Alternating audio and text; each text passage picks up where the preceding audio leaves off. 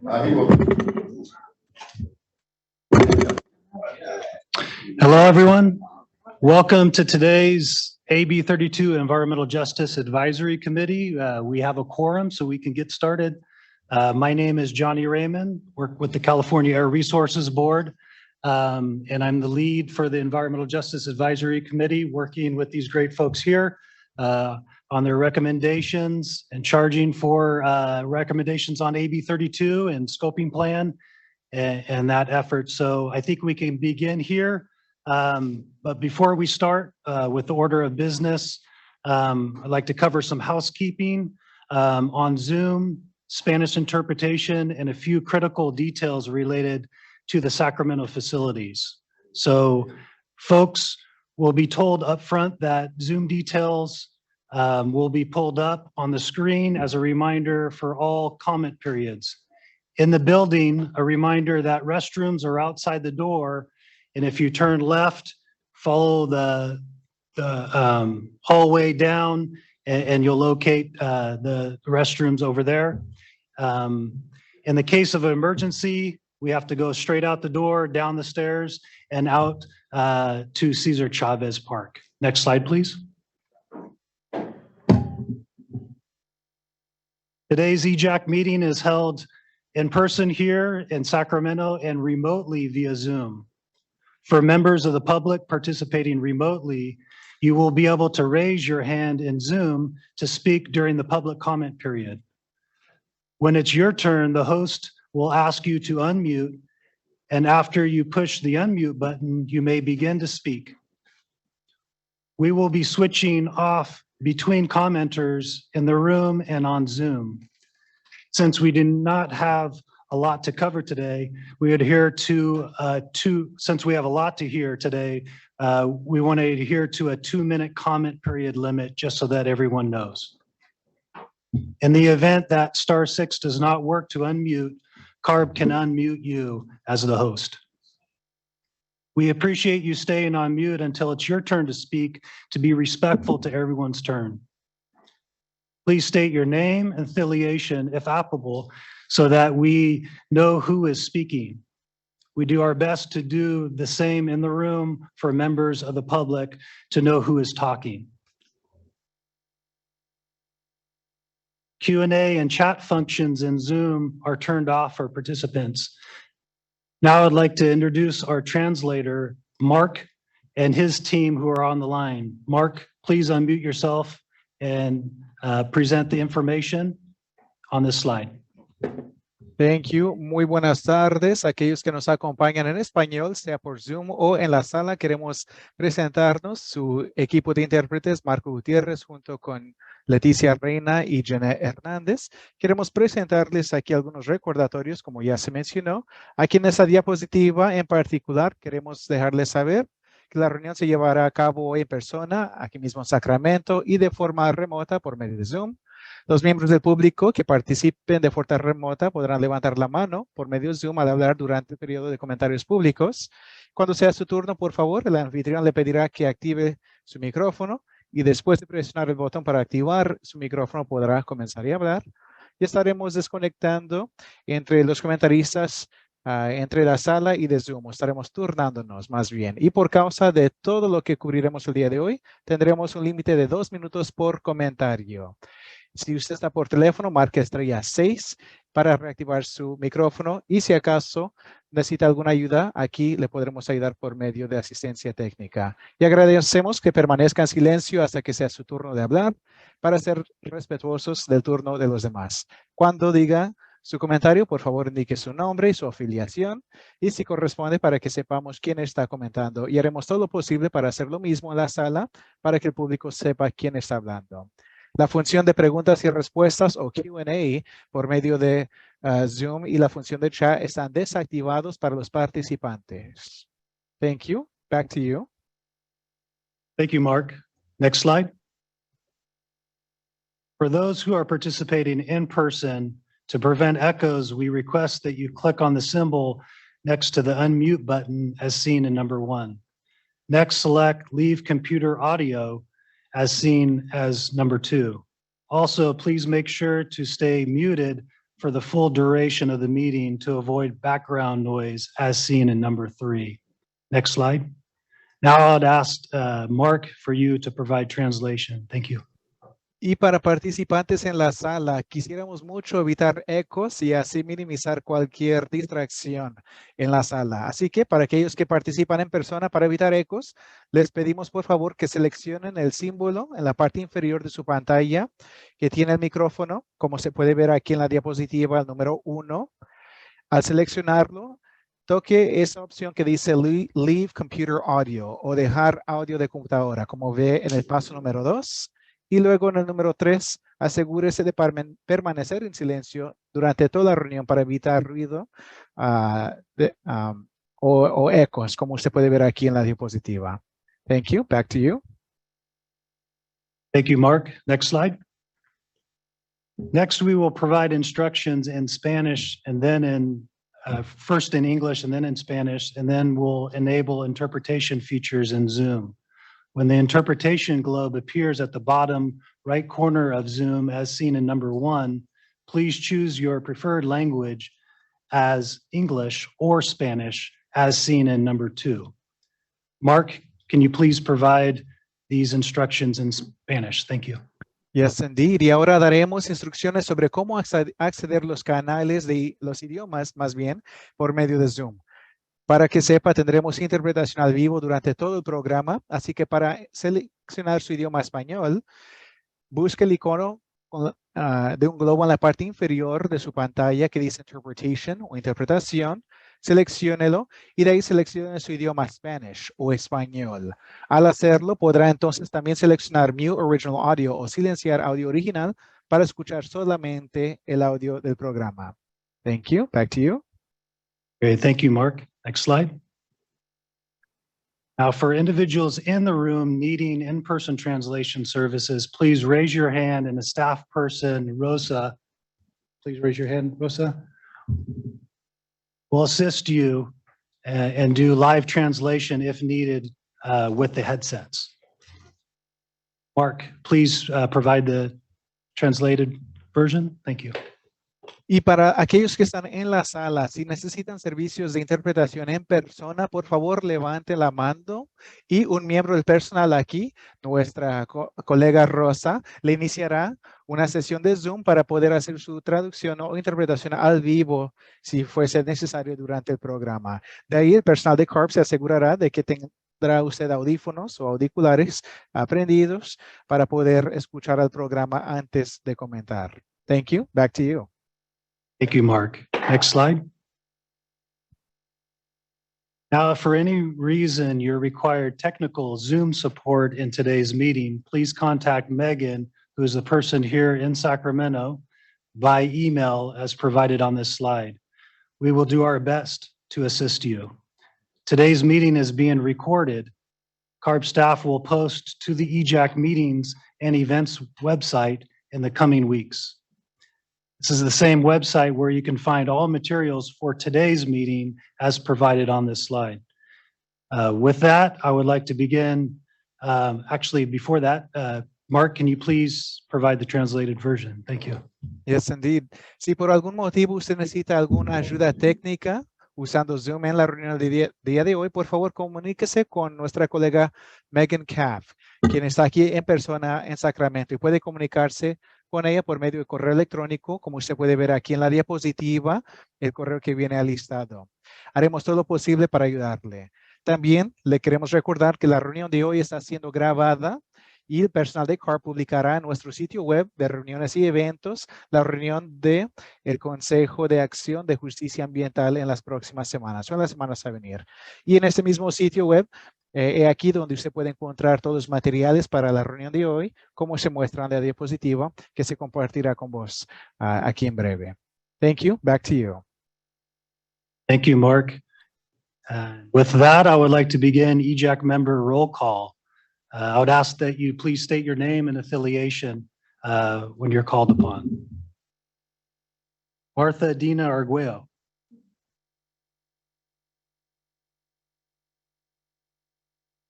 Marta Dina Arguello with Physicians for Social Responsibility, Los Angeles, she, her pronouns.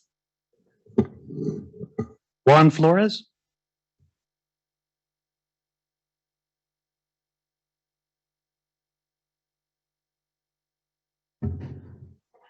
Angel Garcia.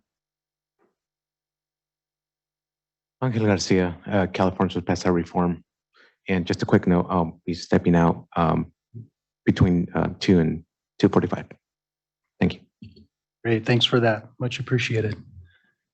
I'm glad that we're mindful about folks coming in and out because we have to have at least a quorum to hold the meeting. So thank you. Dr. Catherine Garuba. Good afternoon, Catherine Garuba, they and she pronouns, Central Valley Air Quality Coalition. Thank you, Dr. Catherine. Kevin Hamilton. Kevin Hamilton, Central California Asthma Collaborative, San Joaquin Valley. Thank you, Kevin. John Harrell Jr. or Big John, who should be remote.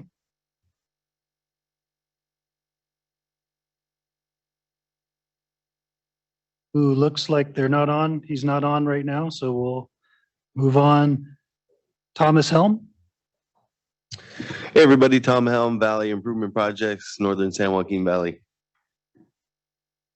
Great, thank you, Tom. Matt Holmes. Hi, Johnny. Matt Holmes, California Environmental Justice Coalition, he, him pronouns. Great, thanks, Matt. Kevin Jefferson. Kevin Jefferson, Ubuntu 1865, also co-chair Bay Area Air Quality Management District, EJAC team. Great, thank you, Kevin. And then Ray Leon is absent, but his alternate is attending. Beth, can you please introduce yourself? Who should be remote?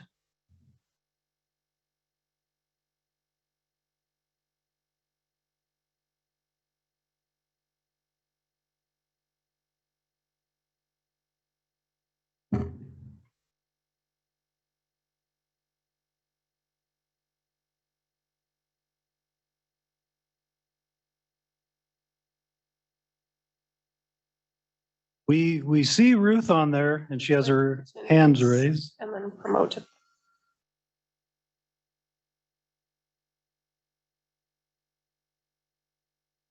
Great. Apologies for folks. We're working through technical issues with Zoom.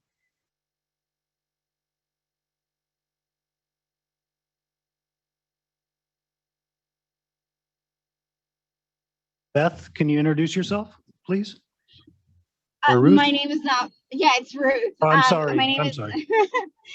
my name is Ruth Lopez, and yes, I am the alternate for Ray Leon, who is part of the LEAP Institute in Central California.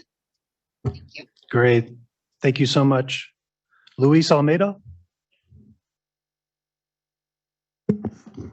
Hi, Luis Olmedo, Executive Director, Comité Cívico. Present. Thank you, Luis. Jill, who's remote. Please introduce yourself. Good afternoon, Jill Sherman Warren. Thank you, Jill.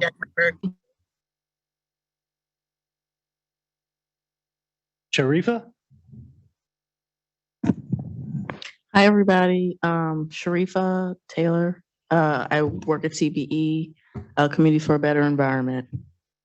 Great. Thank you so much, Sharifa. Now we have a quorum, so now we can begin. Next, I'd like to pass it to Martha Dina for opening welcoming. Next slide, please. I'm going to be brief. Just want to welcome all the EJAC members. I'm glad we all made it up here, and all the folks on the line. We're really excited today. We have a lot to get through, but I think the main things will be getting through the low carbon fuel standard and planning for, well, there's a lot, none of it more important than the other, but we do want to really get through how we're going to manage the September 14th meeting, the topics that we want to bring up, and some overarching goals that we might have as an EJAC with that meeting, the joint meeting that we have with the CARB board. And, you know, I just want to say over between the last meeting and this meeting, a lot of work has been done by many of the members of the EJAC, getting resolutions, doing a lot of reading and catching up and learning around the low carbon fuel standard. And, really be forecasting what are some of the issues that we want to be taking on for now that we are a permanent EJAC over the next few months. And so I want to thank everybody for all the hard work that you've done. And with that, I'm going to hand it over. We're running late. All good. So this is Dr. Catherine. Just a quick teeing up of the agenda items. Today we have 2 action items that we'll be considering. So definitely important to make sure that we get to those. The first will be a follow-up on the motion that we passed last month about updating CARB's environmental justice policy.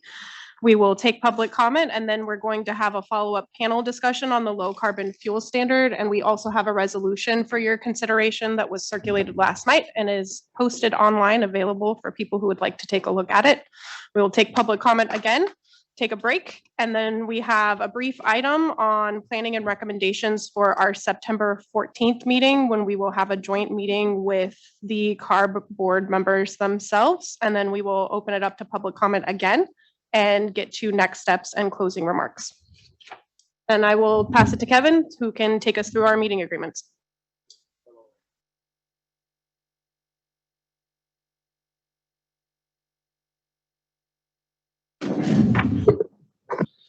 Meeting agreements. Pay attention to equity of airtime. Be present. Openness and to being flexible in our approaches. Be realistic. Monitor our ability to get through the full agenda. Seek out synergies in all our work. Yes, and building on each other. Listen and be compassionate and supportive. Reach for and invite inspiration and intuition. Look for ways to move toward action where possible. Respect the agenda. Trust the process, and share responsibility for successes.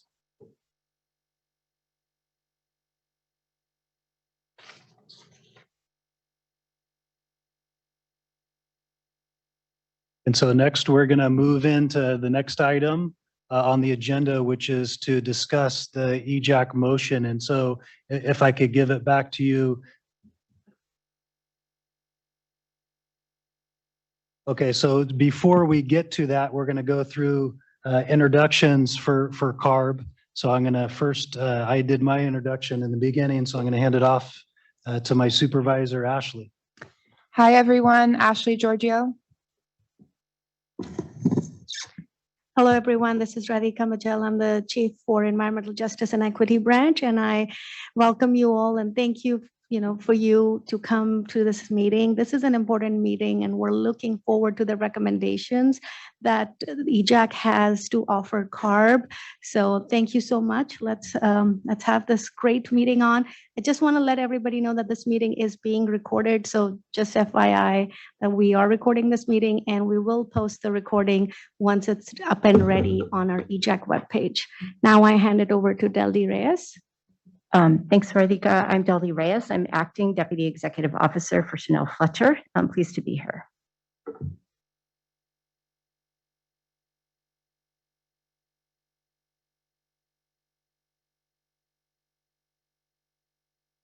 Great.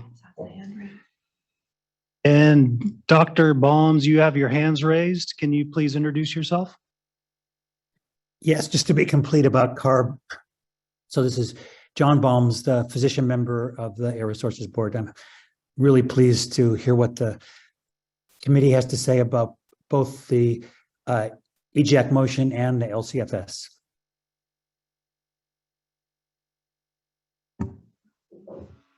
Great, thank you so much. So I think with that, we can move on to the next agenda item, which is to discuss EJAC's motion on 7/17 meeting to update CARB's environmental justice policy and internal policies with regard to racial equity.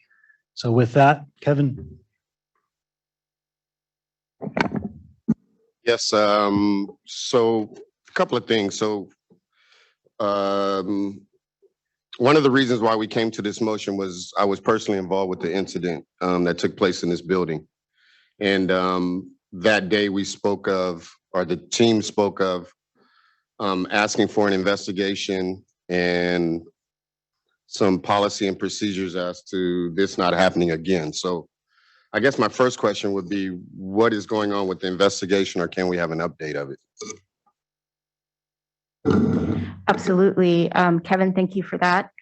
The process related to the investigation is still ongoing. We will be sure to update you as soon as we have findings from that process that are public.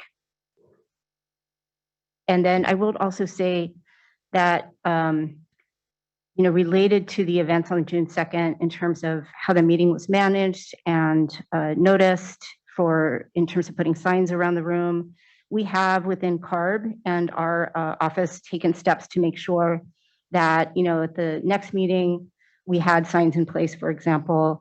And I think we have been pretty diligent about communicating things like locations of meeting rooms and everything. I will say, though, that all of those things are very important for us at the staff level to do. But the absence of those things should not have created a situation where you faced what you did at the security guard desk. Just a follow-up question. Is there a sunset on the investigation, time frame for the investigation? Not that I'm aware of. Okay. During the conversation on July 17th, we brought a motion to the table to create a subcommittee to work with CARB to update both its internal EJ policy and internal practice in terms of racial justice and equality. From there was feedback indicating to us that two things: the usage of subcommittee, provoked some other rules and problems and situations. So it was suggested that not be utilized. Also, it was suggested that we not mention internal practices, because that too would infuse some other issues and things of that nature. Through thoughts, considerations, things of that nature, we have changed it. And now I would like to propose a motion to establish a subcommittee that will focus on addressing environmental justice and racial equity, including the establishment of policy inherently responsive to external and internal practices to affect fairness and justice. And I'll preference why I say that. One of the reasons is Executive Order 14096. And I would just ask the question, just by a show of hands of the staff, are you familiar with Executive Order 14096? Are you talking at the federal level or at the state level? Federal. I'm personally not familiar with that executive order. So Executive Order 14906 on April 21st, 2023 was signed in by President Biden. And that executive order is revitalizing our nation's commitment to environmental justice for all. It's a huge executive order that sort of gives wings to environmental justice. I would highly recommend that the staff become very familiar with Executive Order 14096. And then with Executive Order 14906, there have been some amendments to that executive order. And we're talking the executive order was created in April, and there has already been amendments. One of the amendments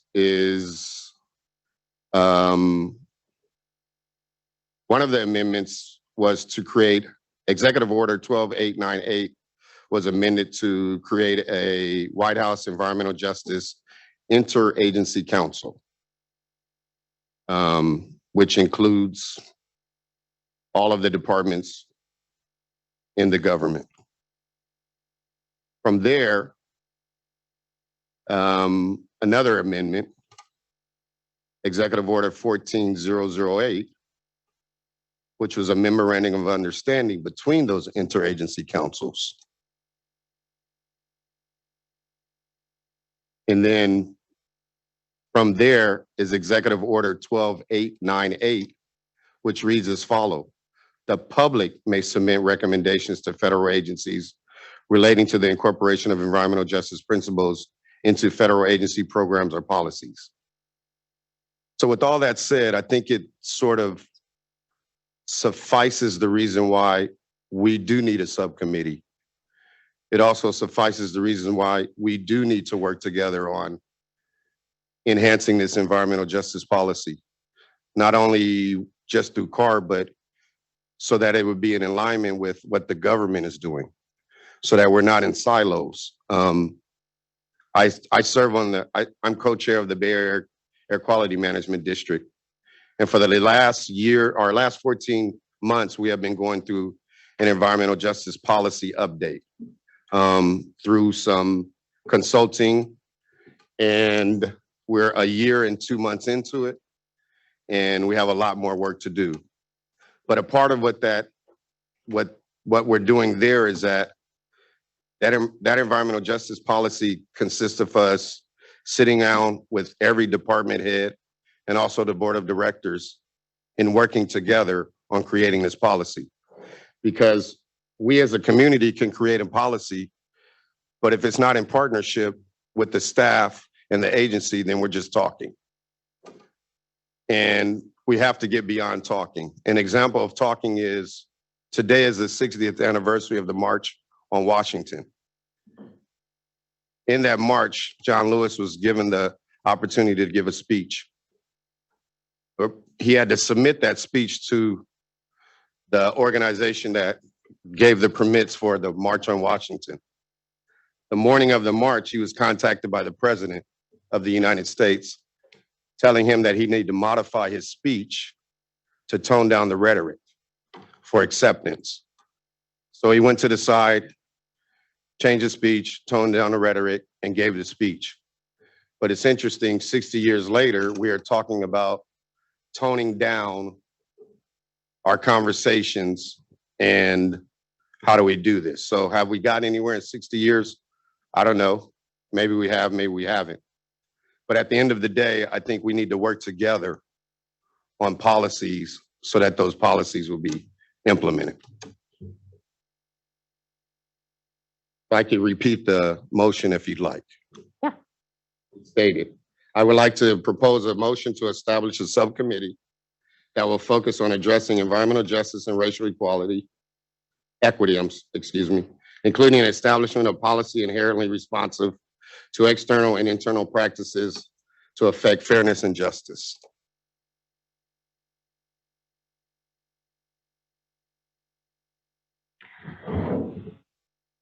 Is there any more comment from the EJAC members? So this is an advisory committee?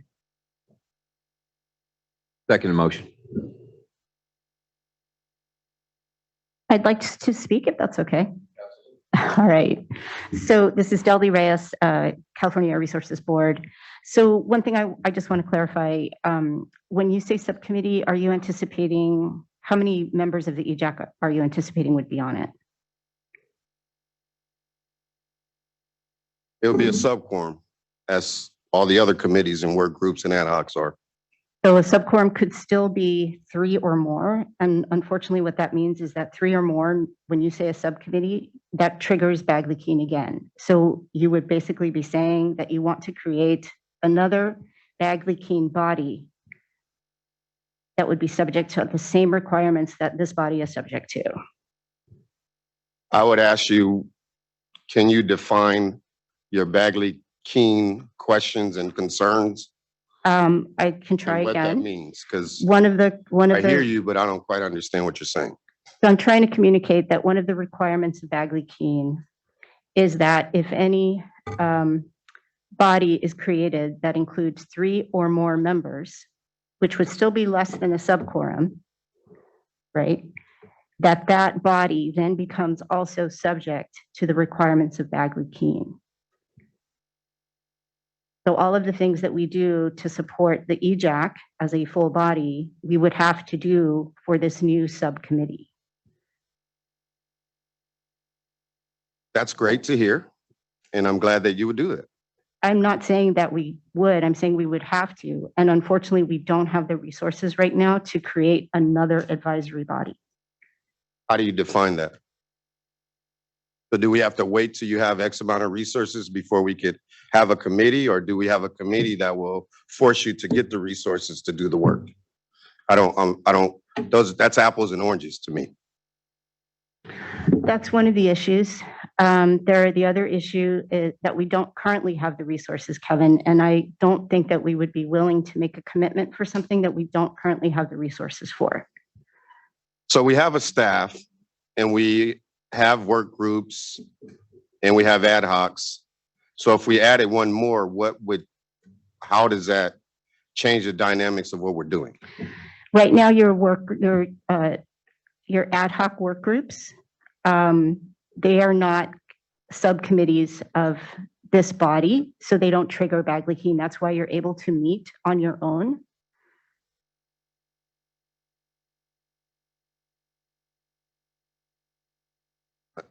I'm still not understanding. Excuse me, co-chair, is I there? mean, not- are you suggesting that if we have a work group, then we're just working by ourselves and it doesn't involve any staff? So we're in essence just giving you some recommendations that you don't have to accept because we're not working together. Well, Is that what you're saying? there's actually a number of issues, and I also see some other folks with their cards up. But I just want to share at the very beginning that we agree that CARB policies should always be updated and should stay current and responsive to the issues. The EJ policy is no different. But the language that you just read still contains the language that is an issue. It still contains reference to internal policies, and those are not in the scope of the EJAC, I'm sorry to say. And it, like I said, it also includes this idea of subcommittee, and you said that you would want up to a subquorum, which would be 6 people, could be as many as 6 people. And so then that would trigger Bagley-Keene. And we do not have the resources to create and support another advisory body committee. However, I want to go back to what I think you're really interested in, which is what is CARB doing to actually implement the EJ policy, and what has CARB's response been to things like, for example, the Black Employees Letter, right? And those are things that we can bring to this committee and share information about. We are happy to do that. So if we're going to be working together on EJ on issues, then what is the difference? It's a big difference. It's not having another advisory body. It's also having some dialogue with us about the timing of updating the EJ policy. Right now, we're trying to implement elements of that EJ policy. And we actually think giving us a chance to implement those things could inform an updated EJ policy. And if we were going to update the EJ policy, we would do it through a statewide effort that would not be limited to our engagement with the EJAC. It would be a CARB-wide endeavor, because so many of CARB's programs require that we do it, that we take environmental justice into account. So it would be a very big lift, Kevin, that we're not prepared to do at this moment. So are you suggesting that you're going to update your EJ policies without the involvement of our team? No, not at all. I'm saying that the timing is something we have to think about very seriously, and also the capacity of our team to do a number of different things, right? I would say too that the EJAC itself and the focus on the scoping plan and the implementation, also, we are depending on you all for the advice on that front, and updating the EJ policy, especially if you are conceiving of that as being done through a Bagley-Keene subcommittee, is going to take a lot of resources from this committee as well. And just, I don't recall, but when I asked the question, were you familiar with the executive order? Are you? I am very familiar with Executive Order 12898. I'm a previous federal employee. I am aware that that executive order was updated and renewed under President Biden, but no, I cannot quote you chapter and verse from the updated executive order on environmental justice at the federal level. I suggest we take the questions. Yeah, Kev, I think, to explore this issue, we could get away with an ad hoc working group, and with an ad hoc working group, we just eat up the clock in this Bagley-Keene subcommittee, this committee. And this delays some, it competes for time in these meetings, but I think it's important enough to do that. So I think there's a way for us to get that working group moving to inform CARB as they redesign the EJ policy. And so maybe there's a modification to the motion that We established an ad hoc working group. It's not a big leaking subcommittee. You get the head count you need to explore the different issues because there's a bunch. And we make those recommendations in this committee, make those motions in this committee. And, you know, CARB just loses some of the clock that we have here for scoping plan implementation. But I actually think it's worth it.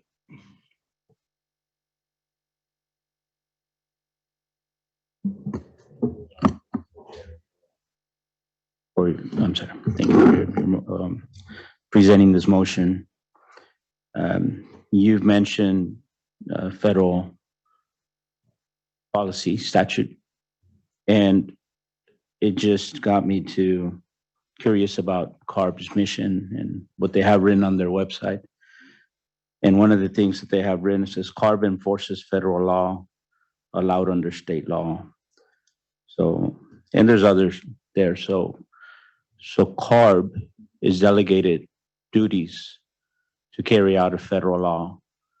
So anyone who is implementing federal, state regulations, laws, programs is subject to federal policy, needs to comply with federal policy. So I'm connecting the dots as the way you've presented it. And states may go above and beyond, but cannot do anything less than federal law. It's kind of what I guess might be common knowledge.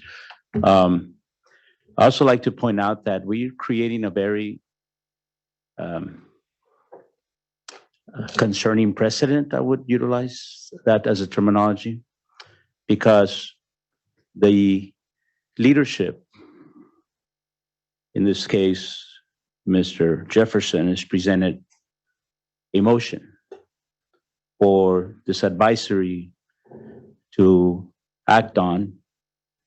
We're creating debate, and we're creating conclusive response in this very quorum, when it is my understanding that our duty is to advise, but yet that advice is only reaching as far as this room and this quorum and the leadership in this room, despite the fact that we actually have board presence in this room, and the board has not had an opportunity to review,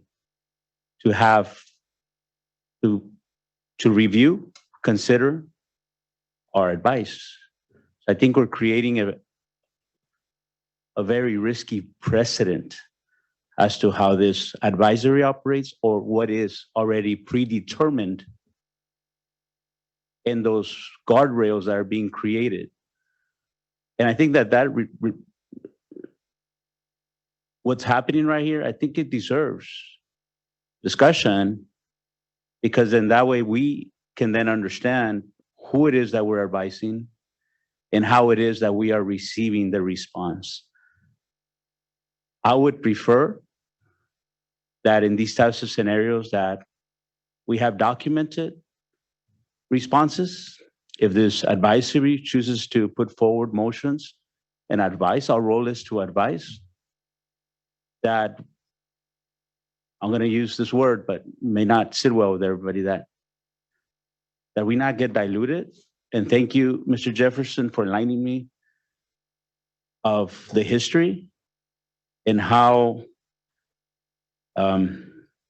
similar this all feels at this point. It's like you've just presented a case, a situation, and I feel like we're living it real time right now. I look forward to supporting this motion once this goes to a formal vote. Thanks, Luis. So next we're going to go to Sharifa, and then Jill has her hand up on Zoom. So Sharifa first, then Jill. Thanks, Johnny. I actually had a question for you, Delby. It was about the letter that the Black staff wrote, but also how that could be applied to Kevin Jefferson's ask of like a subcommittee. And I understand what you were saying about the subcommittee and what that has to do with money and stuff like that. So that's not like, it's not the word choice and what that means. It was about in order to achieve what the ask was, which is like, how can we achieve and resolve the issue? What is being done internally in response to the letter, and how can we, as EJAC members / EJ advocates, how can we move on the momentum of the letter, being that we don't have funding attached to our ask? How are we able to do that? Could you explain what CARB is doing from the letter? Because to me, that's unclear. And I've never heard it explained or seen it explained. I've only seen the letter. Thank you, Sharifa. That's a really important question. It is very important for us to understand that that letter really touched on topics that were internal to CARB's workforce, but it also touched on how CARB engages with external, through its external programs with the public. So that letter really encompassed both things. And CARB has launched a diversity and racial equity task force. This task force was shared, information about this task force was shared with the CARB board in May at a board item a couple of years ago. And the materials and board presentation, including a staff panel, are available and online. We can make sure to share those links with this body so that you have that public update. And since then, even more has been done, including training for staff, including mandatory training for managers. And as I said, we would be happy to come back to this group and provide a fuller update. The other thing I want to note is that CARB has committed recently to update its 2016 civil rights policy. This is a civil rights policy that addresses external programmatic complaints under a number of non-discrimination laws, including Title VI of the Civil Rights Act. And so that is going to be a very important process, and I would hope and think that the EJAC would want to be very engaged in that. I do also want to speak to this notion of precedent setting and say that we also want to avoid any precedent where we, this body, are taking votes on motions that have not been public noticed. We do require that we put in advance any language for a motion that this body is going to vote on, so that the public can decide if they want to show up and attend and have comment about it. So when I heard you, Kevin, articulate the language of the motion today, I noted the same problems that we've had with the previous language. I would say we also have not posted this language. And if this motion is voted on today that includes the subcommittee language, you will essentially be triggering the provision of Bagley-Keene that creates another advisory body.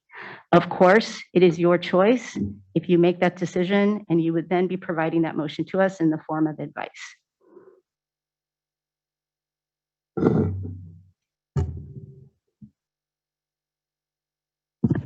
Thanks for answering that.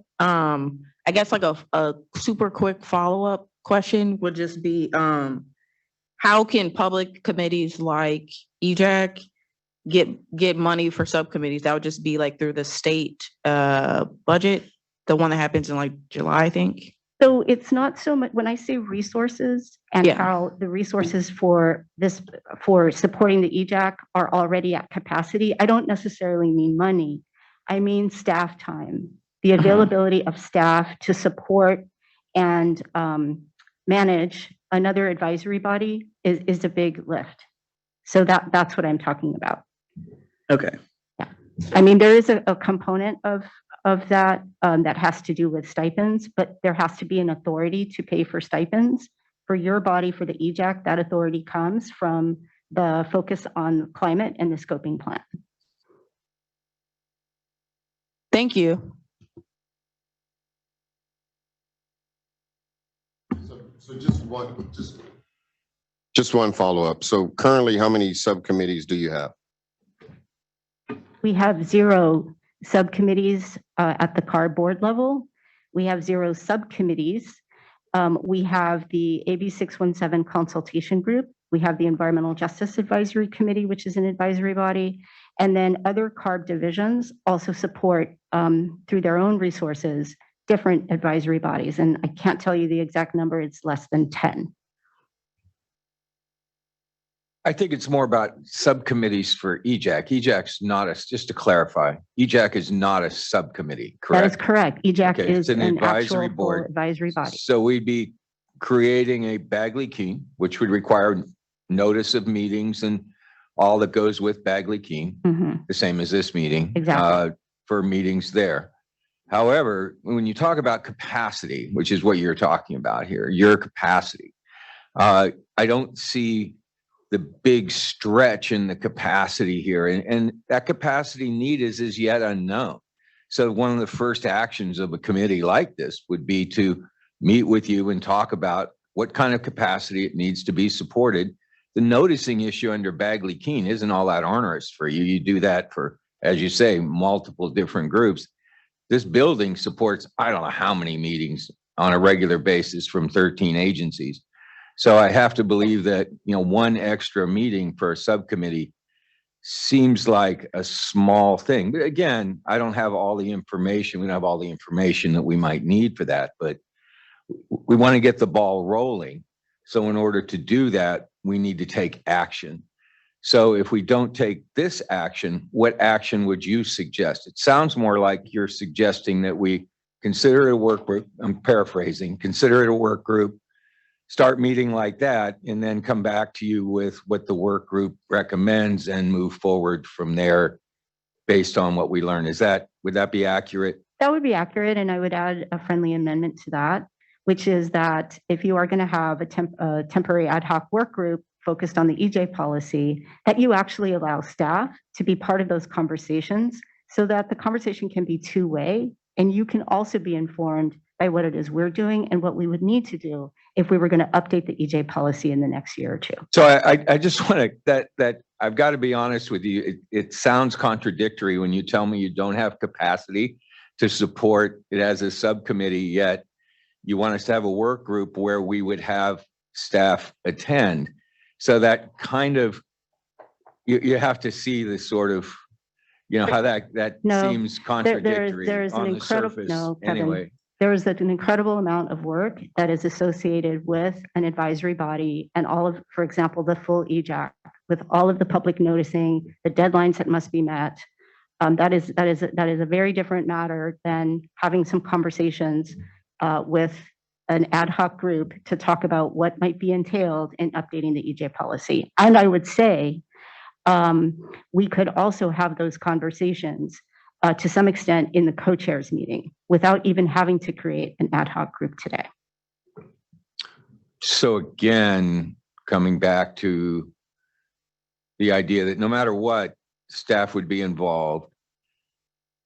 It sounds like there's a level of engagement that you're talking about on Bagley-Keene that you feel, and based on your experience, would be more onerous for you. It is a subcommittee of an existing committee. So it's not a new committee. It's a subcommittee of an existing committee. It is common for committees to set up subcommittees as long as they meet certain standards under Bagley-Keene, as you mentioned.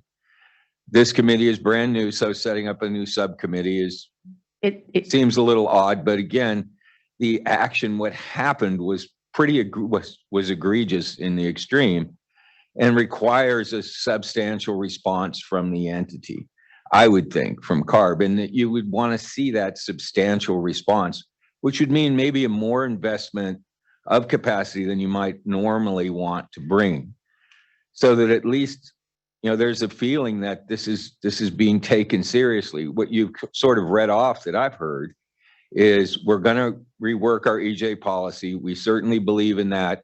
We're answering the letter that we received from Black employees. We're moving forward with that. We're all about equity here, and this is what we want to keep doing. So I'm hearing that. But the as is hasn't gotten us where we are now. The as is has left us where we are now. So we have no certainty at this point that that as is has changed. I like to believe that it has, we all would, but yet the evidence isn't here. And that change becomes long-term, it becomes systemic, endemic in the organization. how do we validate that? So this entity was created essentially to provide that kind of advice to the agency, not just with AB 32, but overall, because Environmental Justice Advisory Committee, right? I mean, it just goes with the name. So, you know, it just feels like this is not a big ask for you guys, and it's become more than it needs to be in that respect. Whereas we could have this committee formed, we could already be meeting as a subcommittee. Those who want to join it could be posted and come back and report to this group on a regular basis. And certainly I would support, and I hope that my colleague Kevin would, having staff involved, absolutely. If we're going to talk to staff about how they feel about the way they're treated, knowing that we can't do anything about it, we can only hear from them and raise the voice. But we would certainly want staff to be involved. That wouldn't be an issue. So that's my thoughts on that. I don't, if you don't make it a thing, it's not a thing, you know. So Great. I would like to do a time check here. We are running long for this item, but I do want to be respectful to Jill because she's had a remote hand up via Zoom for quite a while. And so apologies, Jill. So Jill, if you could unmute yourself and please add to the discussion.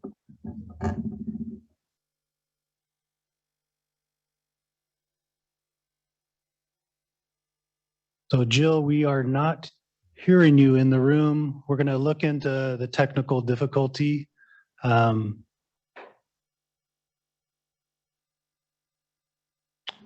try to say something again.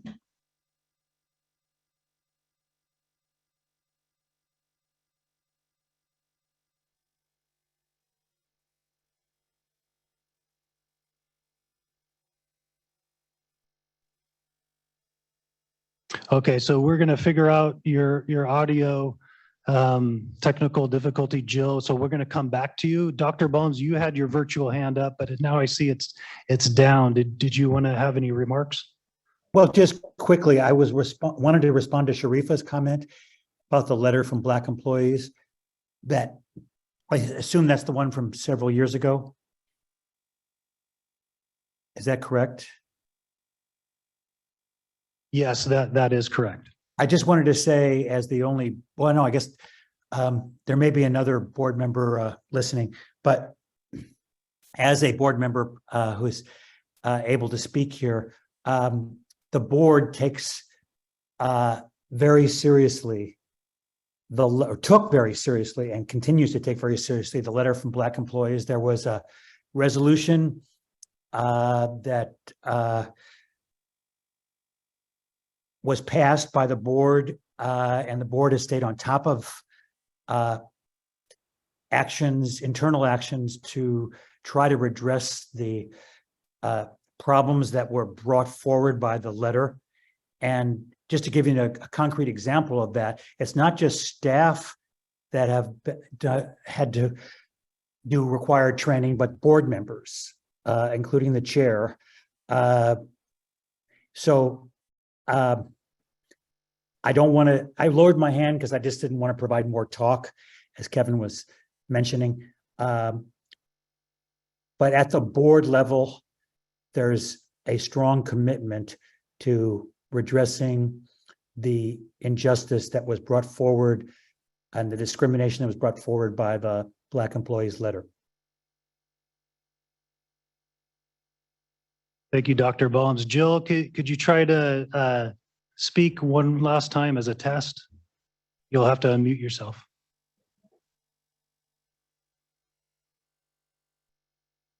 Okay, it looks like we can't hear your audio. So we're going to move on to Luis. You have your card up. So I'll try to be brief. This has come up for a few weeks now. We've known about this. And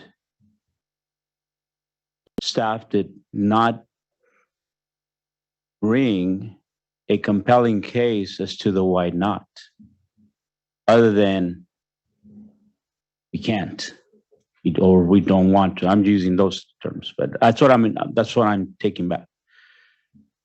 We have we're living a point in time where this agency, and yes, through the successful advocacy, California Resources Board has received historical investments, far none, any time in history. Would that be correct? Okay. I'm going to assume that it's a yes. We have, for the first time in history in recent years, an Office of Environmental Justice. We have the most staff in history dedicated to the environmental justice. We've known that this discussion has happened for some time now. I don't see a presentation today compelling us as to why Mr. Jefferson's proposed motion should not proceed, other than just verbalizing dissatisfaction or lack of interest. So if California Resources Board had reservations, I think we would be seeing budgets, numbers, staffing, priorities that would provide the Environmental Justice Advisory Committee the respect and the information that is also afforded to the board to be able to compel them as to the why yes or the why not. So given and witnessing the absence of such a case and such a presentation, I just don't see why, at least I'll speak for myself, I have no other evidence to be able to, in an educated way, consider as to the why not. And therefore, I'm eager to support Mr. Jefferson's motion when the formal vote comes forward. Thank you, Luis. And if we could go back to Jill, could you try to talk one last time? I want to make sure that you're able to engage into the discussion.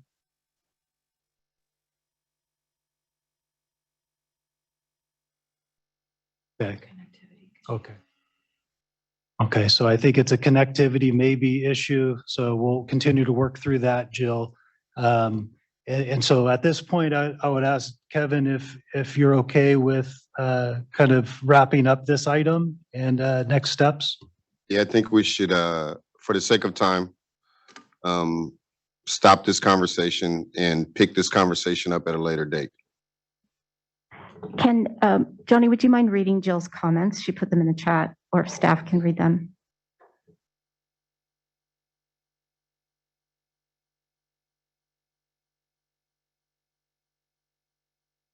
Thank you, Deldy. Yes, absolutely. So Jill chatted some of her comments, and so I am going to read them verbatim. First, is legal work necessary to assist in creating this? Question mark. And secondly, can we wait so this action is properly noticed? Question mark. So that's the second question. And then a comment after that, I will have to vote no in protecting public interest to be given proper notice. So 2 questions there, and then kind of her thoughts.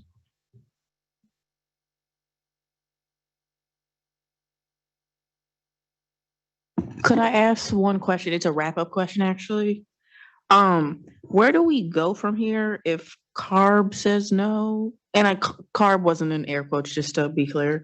And EJAC says yes. And again, I'm not saying that the full EJAC says yes, but like there are lots of folks who support it. But yeah, so where do we go from here if that's the case?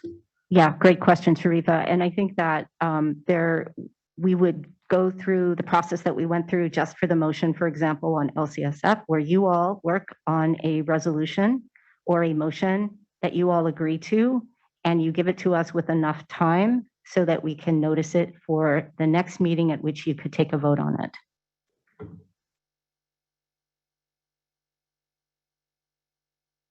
Great. So I think we can move to the next item. Next slide. And so I would like to just provide everyone here with some directions and for the public comment. And so we tried to allocate equal time to each comment period in today's meeting. As you can see, this is the first one, and we have two more later on in the meeting. And we ask that everyone be succinct as possible with their comment and limit it to two minutes per person. And so we're going to have we're going to start with public comments here in the room, and we'll have staff walk around the mics for you. So if you'd raise your hand if you want to make a public comment here in the room. If not, then we'll move to Zoom participants.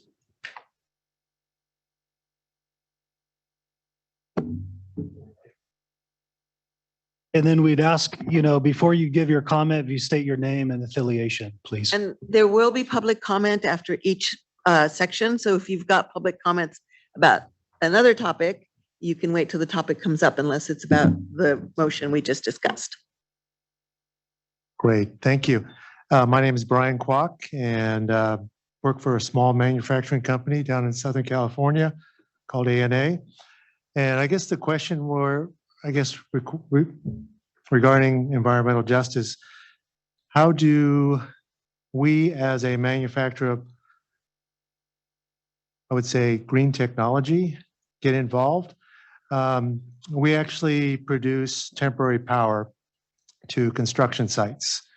And, most construction sites use a lot of diesel generators straight up, right? So that emits a lot of CO2 and NOx and particulate matter.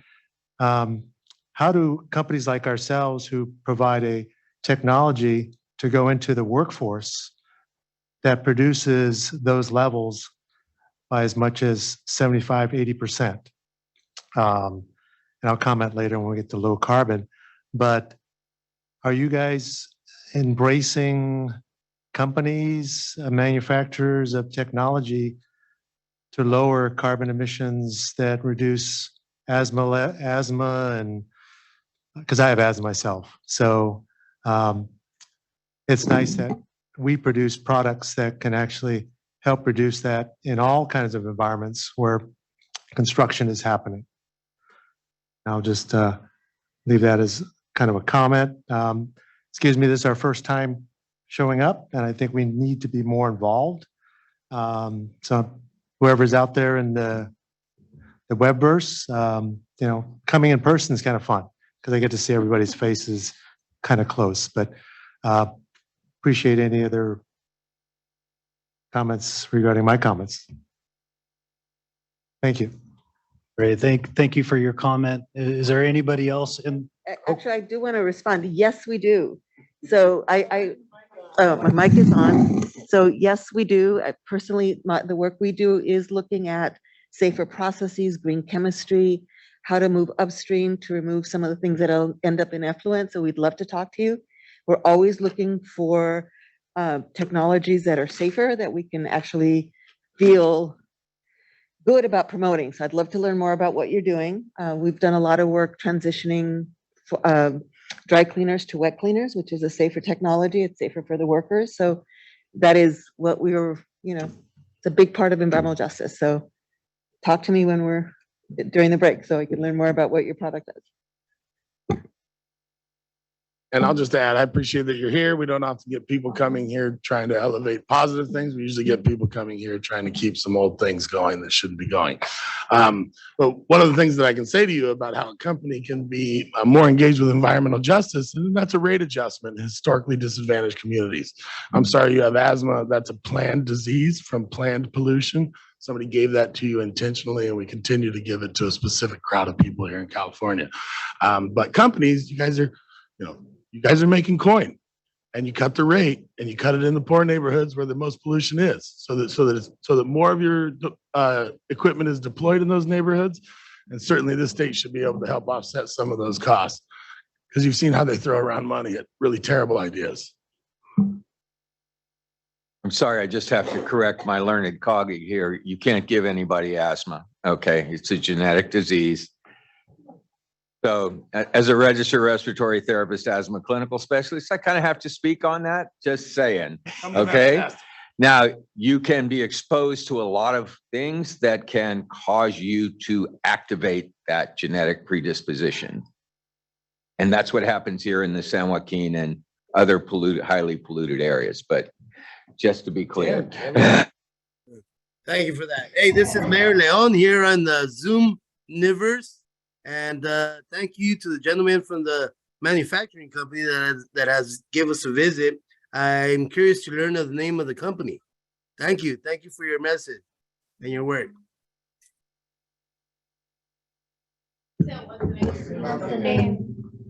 Yeah, it's ANA, Anna for short. We're located in Cypress, California, and been around for 6 years now.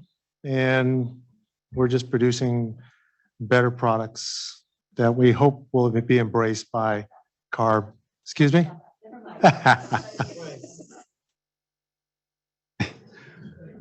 Yeah, ANA stands for Alliance North America. Always like to say ANA short. It's a lot easier. Sorry. Great, thank you for your comment. Is there anybody else in the room that wants to comment? I'm just looking around. I don't see any hands raised. On Zoom, I'm not seeing any hands raised as well virtually. So I think, we could end the public comment period. Thank you for your public comment. We'll have a couple more later on. Right now, I'd like to pass it on to Dr. Catherine and the other co-chairs for the next item. Next slide. Thank you. Yes, Martha Dina is actually going to take the first few slides to kick off our next agenda item, which is a follow-up panel discussion on the low carbon fuel standard building from our last meeting, inclusive of a resolution that we'll consider and vote on after public comment. So Martha Dina and I worked together on a slide deck that's going to be pulled up to just kind of briefly provide a recap and overview and some grounding for our EJAC members and for members of the public in case you weren't able to participate last time. The materials from the last meeting and the notes are posted online, although unfortunately we weren't able to get a recording. So the hope is with the recap that we'll be able to briefly refresh people on what was discussed. So as one of the longer serving EJAC, we have a long history of commenting, and I went back and looked at our history of comments from the 2008 scoping plan and all the other scoping plans. And our concerns have remained incredibly consistent. So each scoping plan, we have demanded a full life cycle assessment of all the fuels, including issues around siting. In the first scoping plan, we asked for the low carbon fuel standard program to be delayed until we had these answers. The same again in 2017, where we said, I'm missing one of the scoping plans, aren't I? There's 2008. Okay, it doesn't matter because the EJACs are the same thing at all of those scoping plan processes, that we were very worried about the perverse incentives that this program was created. And many of the same things that we heard with our speakers at the last meeting.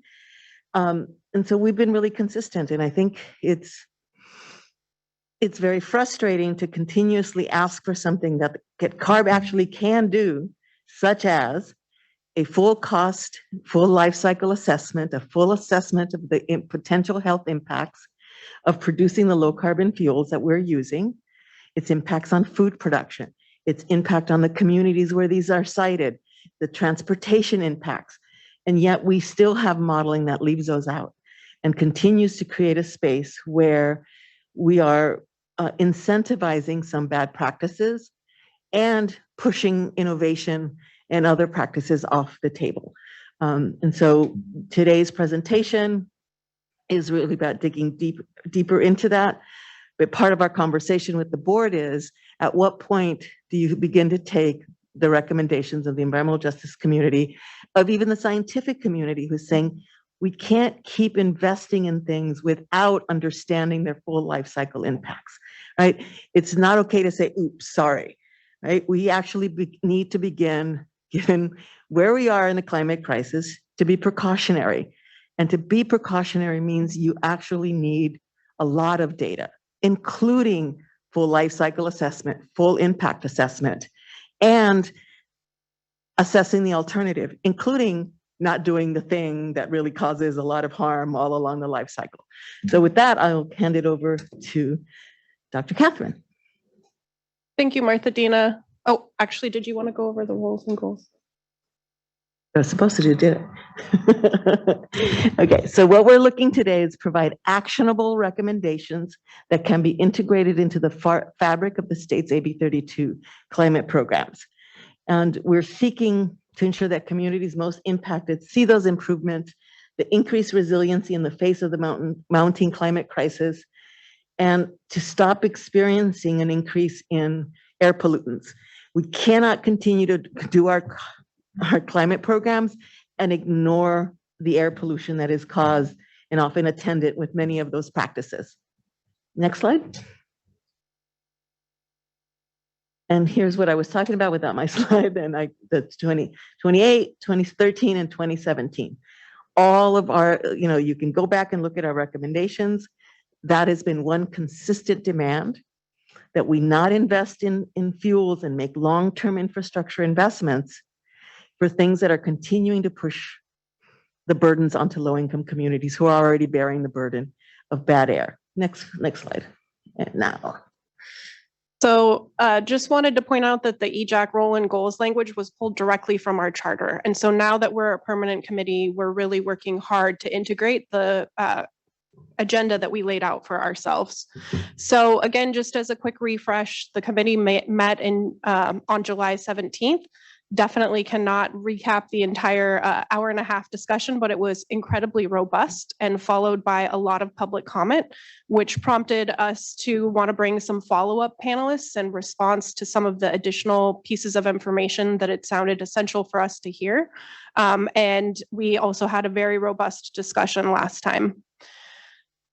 So I'm going to kind of try to tee up the conversation for today. I also wanted to name that we have been in conversation with the staff in the Industrial Strategies Division who were invited to present today. They declined due to capacity constraints, but I am glad to see them on the line to be available to participate in the discussion and any questions that may come up.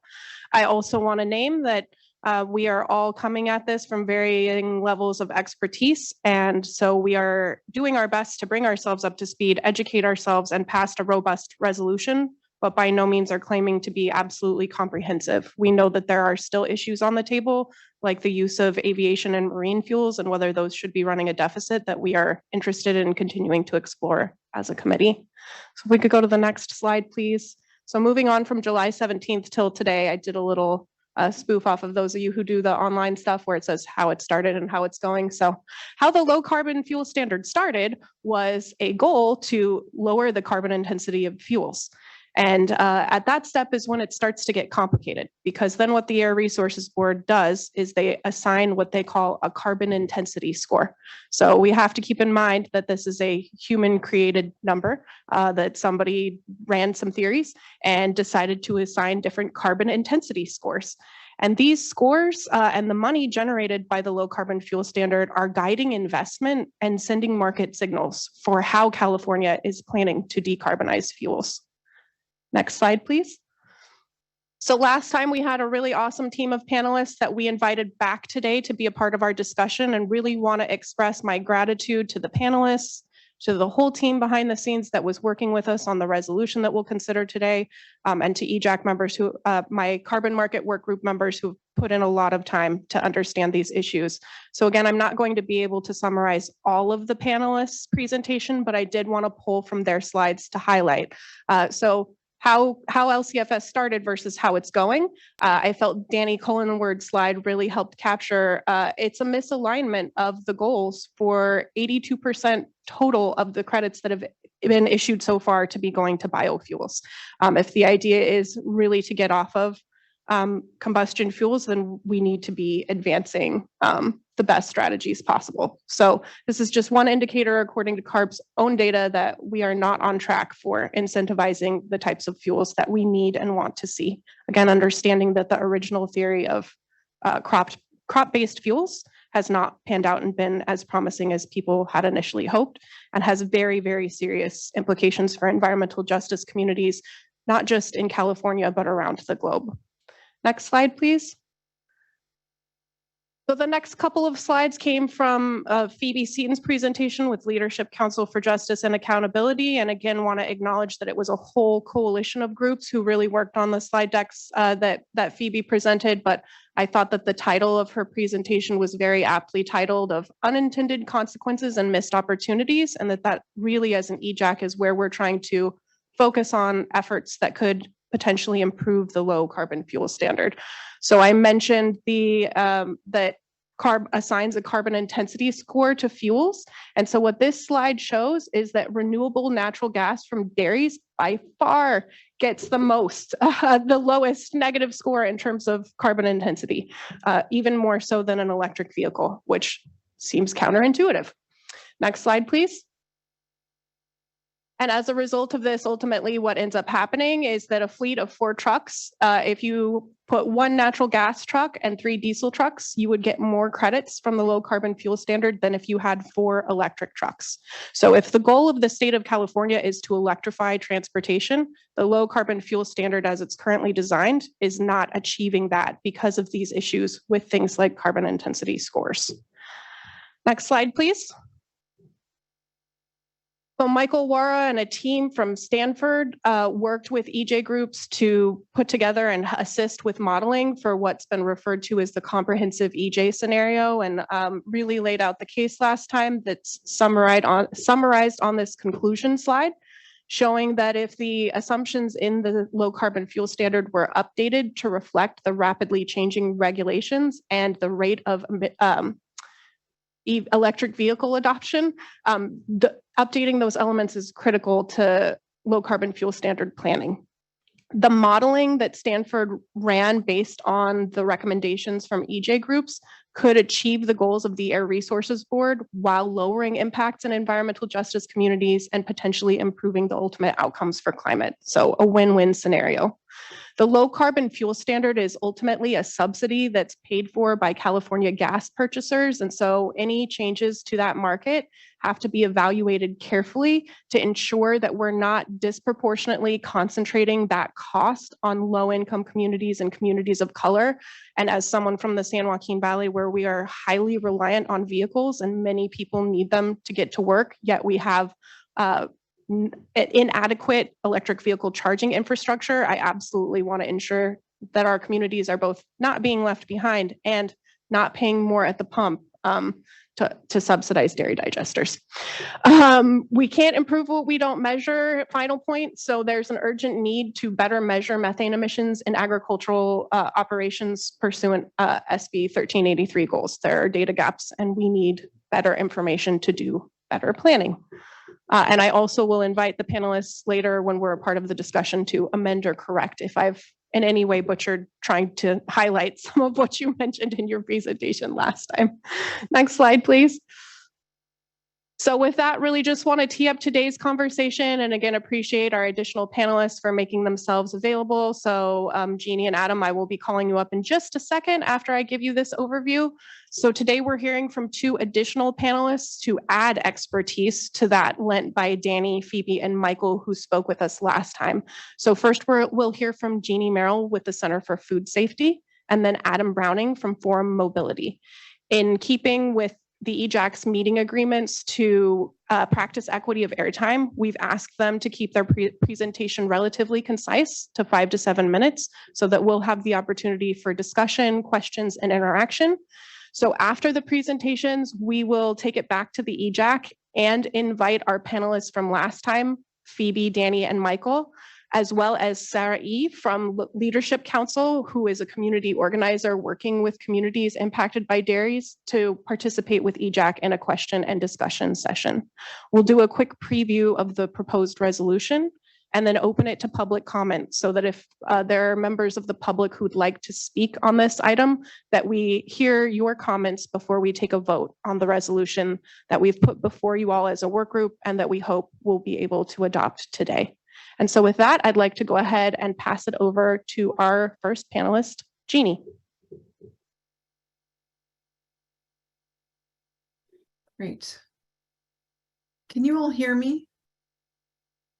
Yes. Okay, thank you.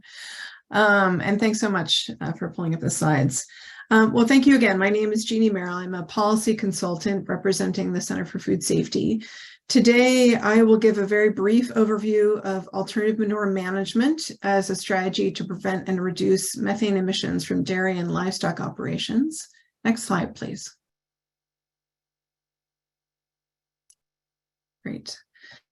By moving from wet manure handling and storage, where manure is stored in anaerobic conditions in a lagoon or a pit, to dry manure handling and storage, more than 90% of methane emissions can be reduced. And this is a quote from the CDFA short-lived climate pollutant recommendations. I won't read that to you, but it's based on research by UC Berkeley, which is cited below. Put another way, anaerobic manure lagoons have more than 10 times the global warming potential of solid manure piles. The vast majority of the state's dairy and livestock producers do not produce enough manure or have enough capital to justify a digester, but alternative manure management practices are scale neutral and offer multiple benefits. Next slide, please. Under the California Department of Food and Agriculture's Alternative Manure Management Program, dairy and livestock producers can receive financial and technical assistance to transition to alternative manure management. Among those practices is a compost bedded pack barn. This is where a dairy producer can build a covered barn, add bedding like rice hulls or other dry material that is mixed with the manure and urine from the dairy cows. It's important to aerate the compost bedded pack barn 1 to 2 times a day by rototilling to maintain a dry, fluffy compost that not only reduces methane emissions, but provides improved cow comfort. Next slide, please. Under the same AMP program, producers could also do flush to scrape as a practice of moving away from flushing a barn and its waste into a lagoon towards using a scrape or vacuum system. Here, the lanes of the barn are scraped, then the manure and urine are pushed into a sump pump, the solids are screened out and then composted. Another system is to use a vacuum tanker that sucks up the manure and urine into a slurry, and that slurry can then be applied to compost piles. The piles are then turned to be aerated. Next slide, please. Another alternative manure management practice is solid separators, where manure solids are separated from the sort of liquid slurry. And under the AMP program, the solids have to be dried, either through composting or other means. Next slide, please. Finally, under the Alternative Manure Management Program, there are pasture-based systems that are also incentivized, either moving your animals onto pasture for the first time, converting from confinement to pasture, or allowing for greater time for the animals to be on pasture through the development of lanes and water stations to access additional pasture. Next slide, please. These are numbers from the California Climate and Agriculture Network, or CalCAN, and their review of the Alternative Manure Management Program. About 27% of CDFA funding for dairy methane projects has gone to AMP. The vast majority has gone to digesters. But farmer demand for AMP remains very high, with about 42% of AMP applications funded. Next slide, please. Since 2017, 147 alternative manure management projects have been funded across 13 counties, the vast majority of which are in the San Joaquin Valley. About 2/3 of project recipients are composting their manure. Others are doing other methods to handle it in a dry form. CalCan looked at AMP projects funded from 2017 to 2020 and found that 60% of project recipients implemented solid separation as their primary practice, along with composting or other dry manure handling. 26% implemented compost bedded pack barns as their primary practice, and 14% implemented flush to scrape. To date, no projects have utilized the pasture-based practices eligible under AMP. That's a longer conversation. Next slide, please. And that's how you can contact me. I'm happy to take any questions after the next panelist. Thank you so much. Thank you, Jeannie. So next we'll go to Adam Browning with Forum Mobility to talk about issues with zero emission vehicle charging infrastructure.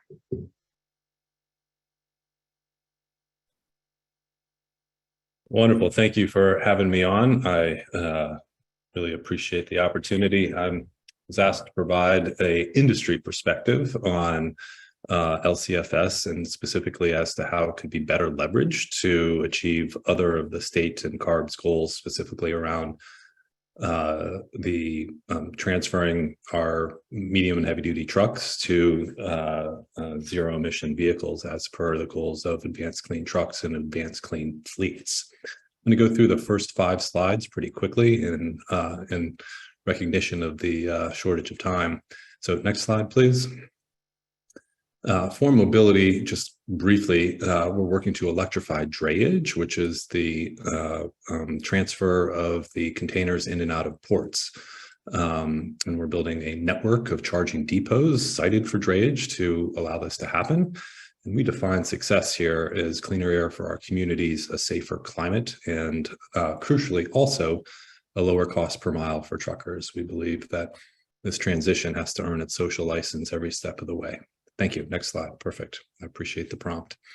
Drayage is super important because it is some of the, it's about 33, it's a little over 30,000 trucks, Class 8 semis, tractor trailers in California. They drive about 1 billion miles a year and close proximity to our port populations with really bad health impacts. Next slide, please.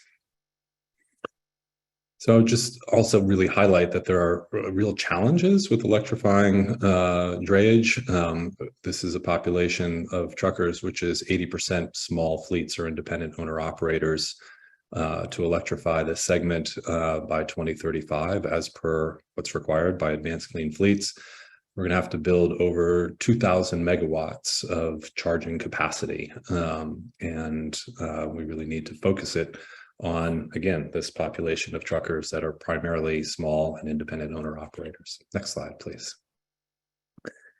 Just want to highlight that the California's advanced clean fleets is just going to require a biblical amount of infrastructure. This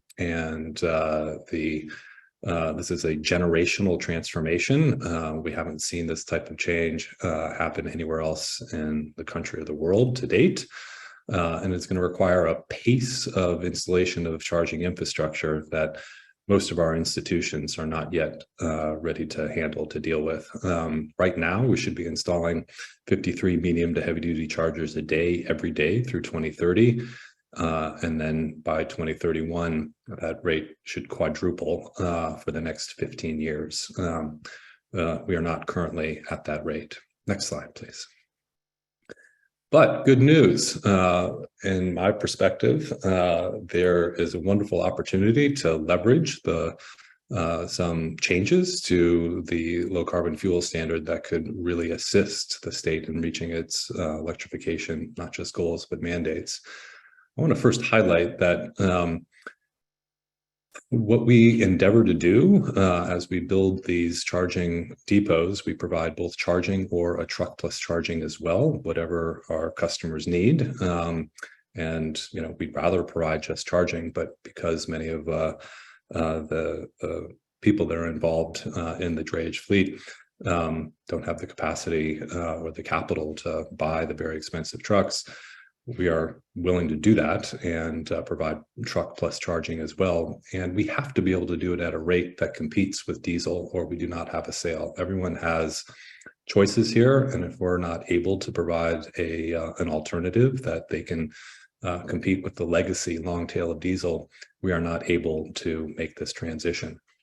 So as you well know, LCFS is nearly a $4 billion a year program, of which most go to biofuels. At the same time, CARB is mandating a transition to zero emission fuels, not low carbon fuels. And utilizing this program in a more efficacious way to provide support will help with the success of the advanced clean fleets. It will provide soft landings for the small businesses that are going to have to invest enormous amount of time and capital into making this transition. There are two main asks that we have. One is that take appropriate measures to increase the credit value. And the second main ask is to develop a program that is currently available for the light duty, for the passenger vehicles, that helps get infrastructure deployed in advance of vehicle availability. And it's called the FCI program, or the Fast Charging Infrastructure Program. Next slide, please. So that first issue in terms of why we need to increase the LCFS credit value. So I'll point to the total cost of ownership analysis that CARB used in considering the advanced clean fleets. And they modeled an LCFS credit value of $200 through 2030 in that total cost of ownership analysis. It's currently around 70. That delta between the modeled value and what it is at right now translates to about $1,000 per month in fuel costs for the average drayage driver. So just to reiterate here, if we were to use if we were to return the LCFS credit values to where it was modeled, then a drayage driver driving an electric truck would have essentially $1,000 more in lowered fuel costs to make that transition. And that's real money. That is really important for this class. Secondly, I would just also say that a lot of things are going up, and CARB modeled Class 8 doing a sort of cost of components, the Class 8 day cab at $200,000 to $201,000 in 2025. We're seeing the cost of trucks going up rather than down. They are really north of $400,000. And so there's just in general, need to get more money into the system to get to that diesel parity. Next slide, please. So specifically, I went through the rationale of why the proposed steps that CARB staff have laid out to increase credit values, increasing the carbon intensity, including a ratchet mechanism to provide price stability, and then perhaps even an immediate acceleration in carbon intensity and step down in 2024 to restore credit price viability. CARB has modeled that would go a long way in increasing credit values and making electric trucks much more economically viable. So we thank CARB staff for that, and we encourage those steps to be taken. Next slide, please. The second issue I really want to lean in on, which is creating, the biggest concern right now, bar none, we hear from our friends over at the California Trucking Association and others, is that there just isn't enough infrastructure out there right now. And it takes a long time to develop infrastructure. But the AB 2127 last report showed that there needs to be around 157,000 chargers. That's about 7.6 gigawatts worth of chargers and requires a really fast install rate. The development of the fast charging infrastructure program, what it does is it helps break the chicken and egg issue between people being reluctant to build charging because there's not enough trucks on the road to drive utilization and become economically viable, and the issue of if there's not enough charging, then people aren't buying trucks. The FCI program, in essence, says that if you build charging infrastructure, you get credit for that capacity until the charging vehicles show up. and provides that sort of that bridge to full utilization. And then once the trucks show up and start charging, then the FCI program rolls out, and then normal payments around the LCFS credits roll in. In our opinion, in my opinion, and it's I've talked to colleagues in this business, it is one of the most significant and useful tools that is before CARB right now that could accelerate deployment and remove that lack of infrastructure obstacle. So next slide. I also want to say that we would ask for some amendments to how that program is developed and deployed, different from what is in the light duty side. Really want to lean in on the development of third-party depots. So right now, who's installing charging is people that have land or have long-term leases and are lucky enough to have land and long-term leases on places where there's sufficient capacity on distribution feeders. These are not conditions evident for most of the drayage fleet, which again are independent owner operators, and they don't own land that has massive amounts of hosting capacity. They are not able to install charging infrastructure on their own property, and they are going to rely upon third-party depots in order to do it. And third-party depots, I would also add, are different from what is traditionally or has before been thought of as just the sort of the truck stop with electrons model. Let me go to the next slide, please.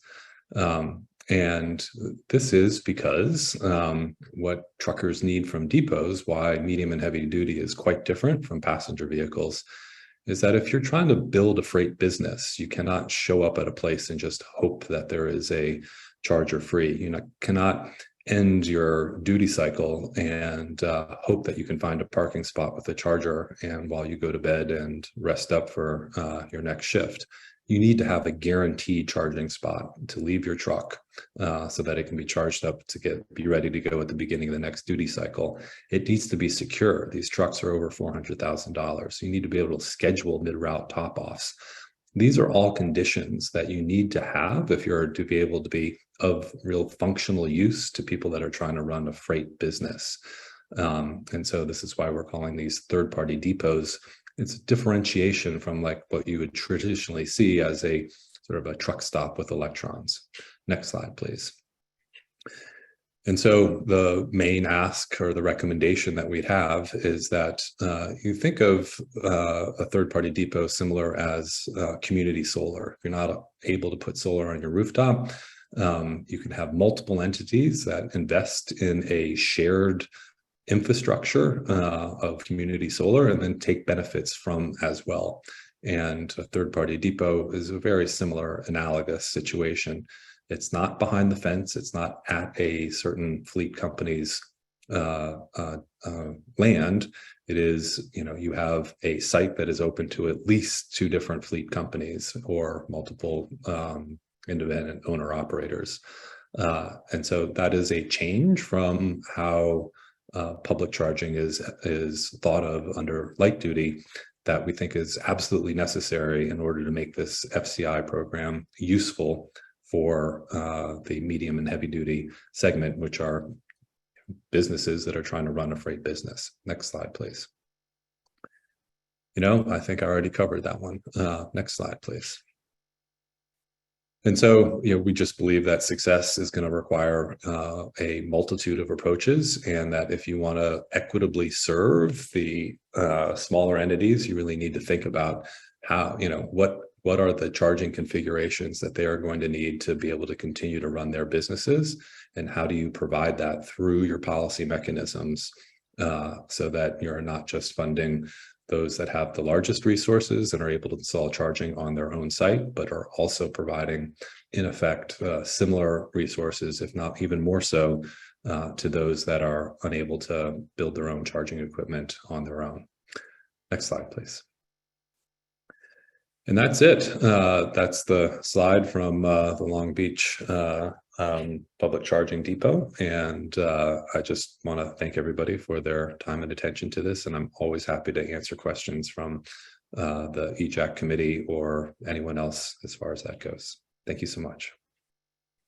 Thank you very much, Adam and Jeannie, for those presentations. So at this point, I do want to bring it back to the committee for discussion. And I also want to invite our previous panelists up or to join us in the Zoom room if they're not already. So Phoebe with Leadership Council, Danny, and I think Michael Wara was not available until 3, so he may not be rejoining us.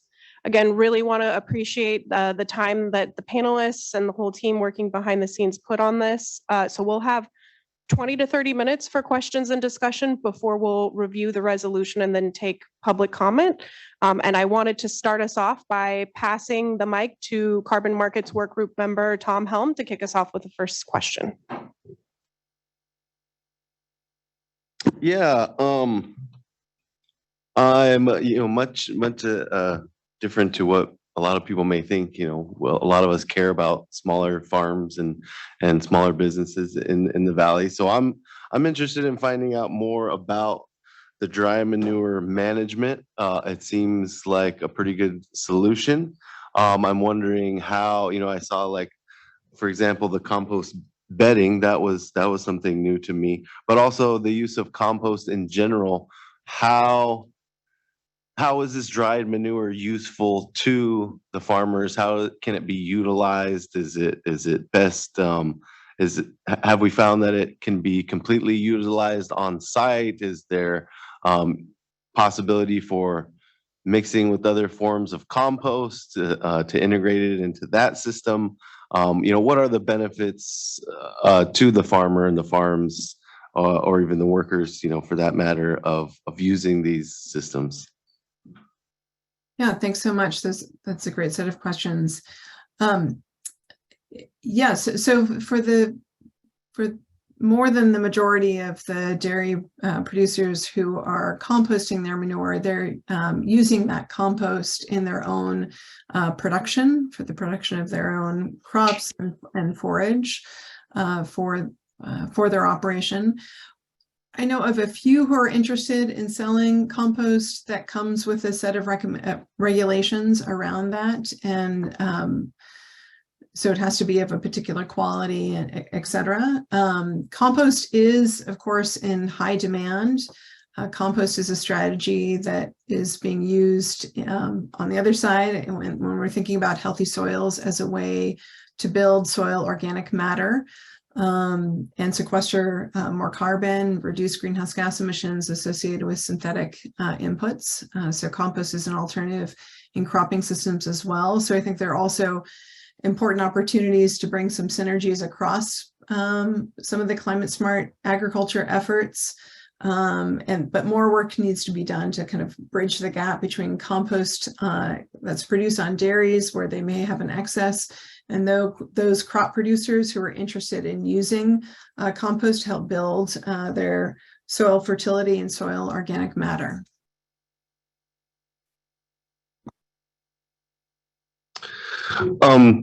Thanks. And if I can, to add on what I said about, we do in the environmental justice groups care about, small farmers, small truck drivers.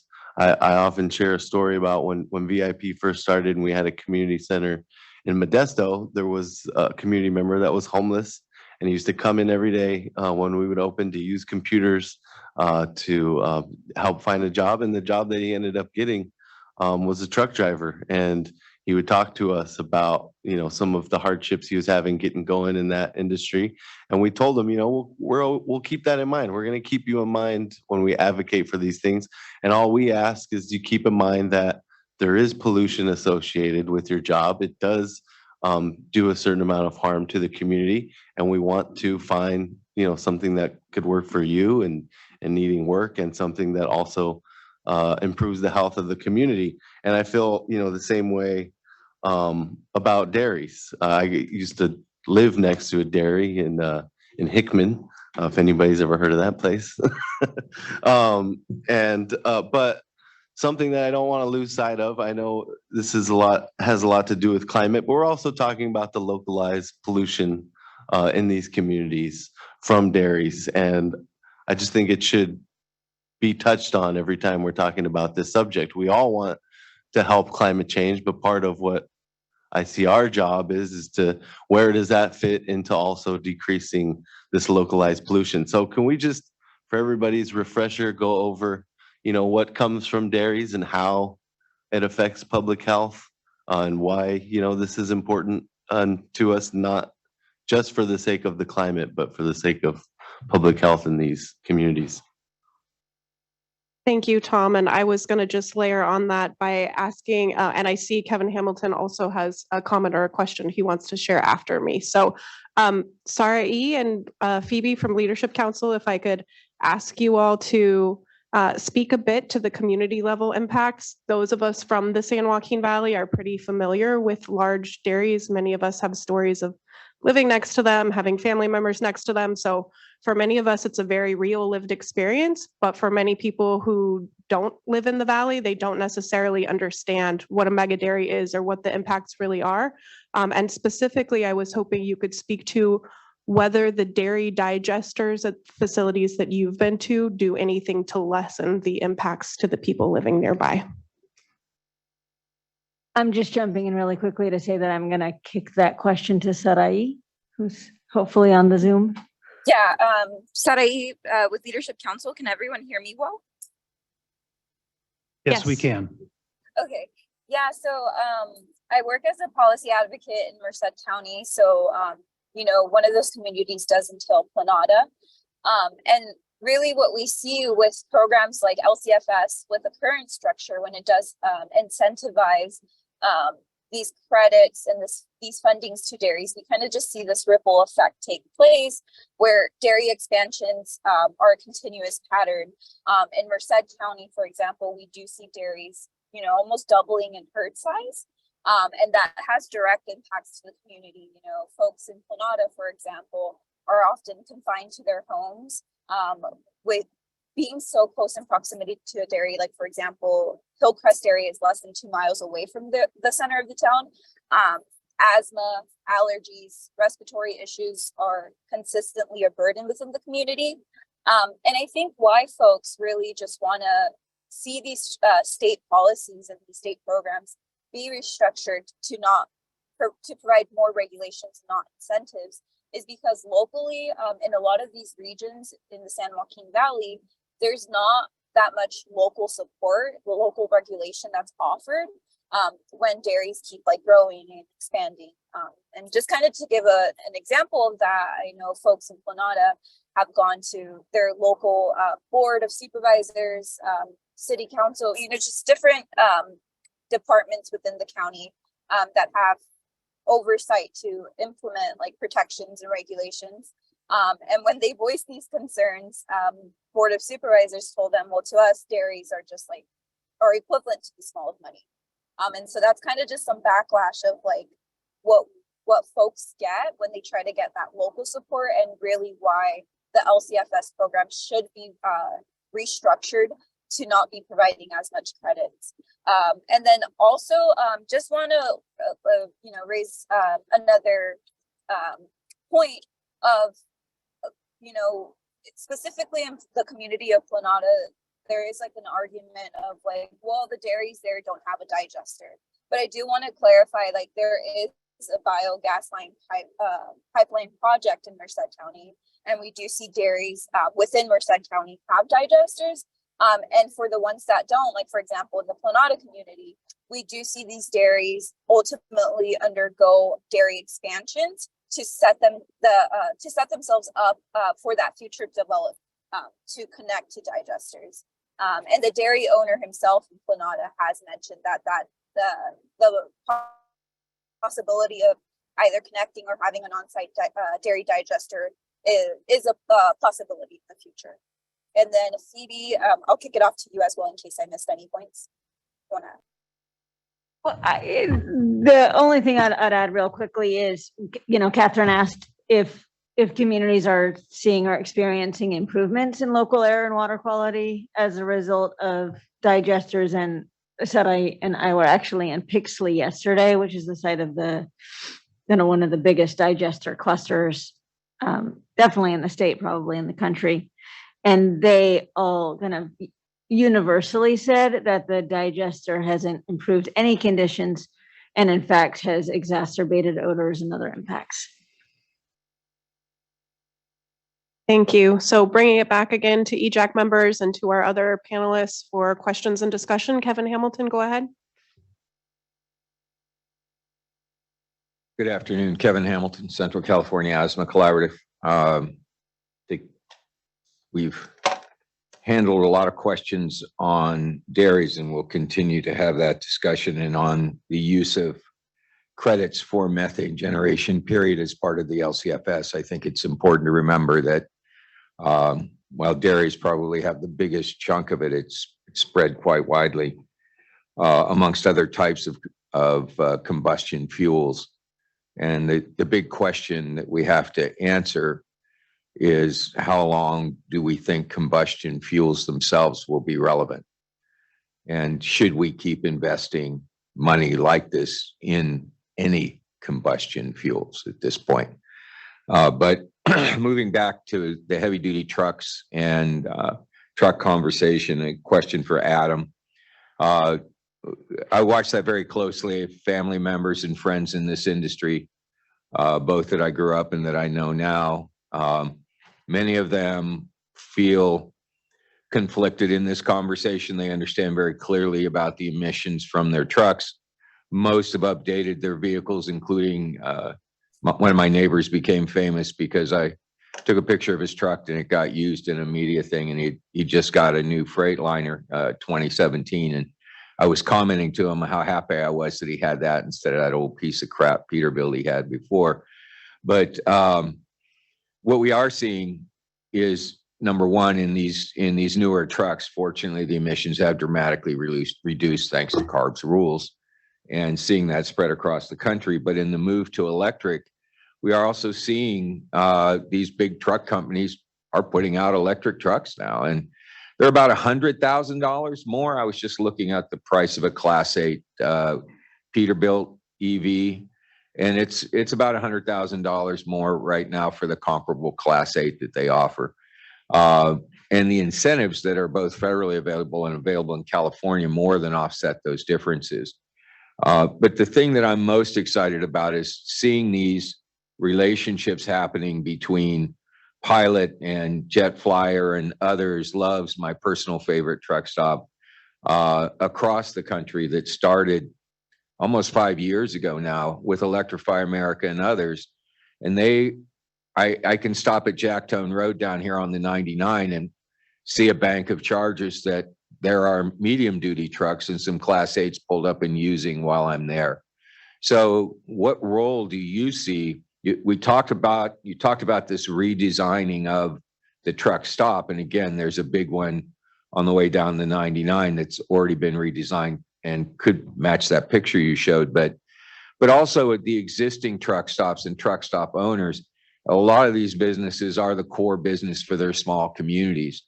And so they're big employers. They've proven over the years. I remember when natural gas started to become a thing in the late 90s, early aughts. Within 5 years, they had natural gas available for trucks at their truck stops. So what role do you see them playing? And, you know, the models that you kind of showed didn't really reflect much, at least that I saw, that investment from the private sector, which they represent, in remodeling their existing facilities, which are the ones that these long haul drivers and even short haul drivers in California that are driving the state or the West Coast rely on heavily. So how do you see that evolving? Do you see it evolving? And is there some way to better track that? Because right now it just becomes kind of hit and miss on the internet. Yeah, thank you for that question. This is Adam here. And so there's a couple things in there. Yes, all the OEMs that were making diesel are now required to also offer zero emission, both hydrogen or electric, and they're all coming out with their own versions. The supply is still pretty limited, and unfortunately, the costs are well more than $100,000 over a comparable diesel at this point right now, and they've been going up. We used to be able to buy Class 8 day cab EVs for under $400,000. It's really difficult to do that right now.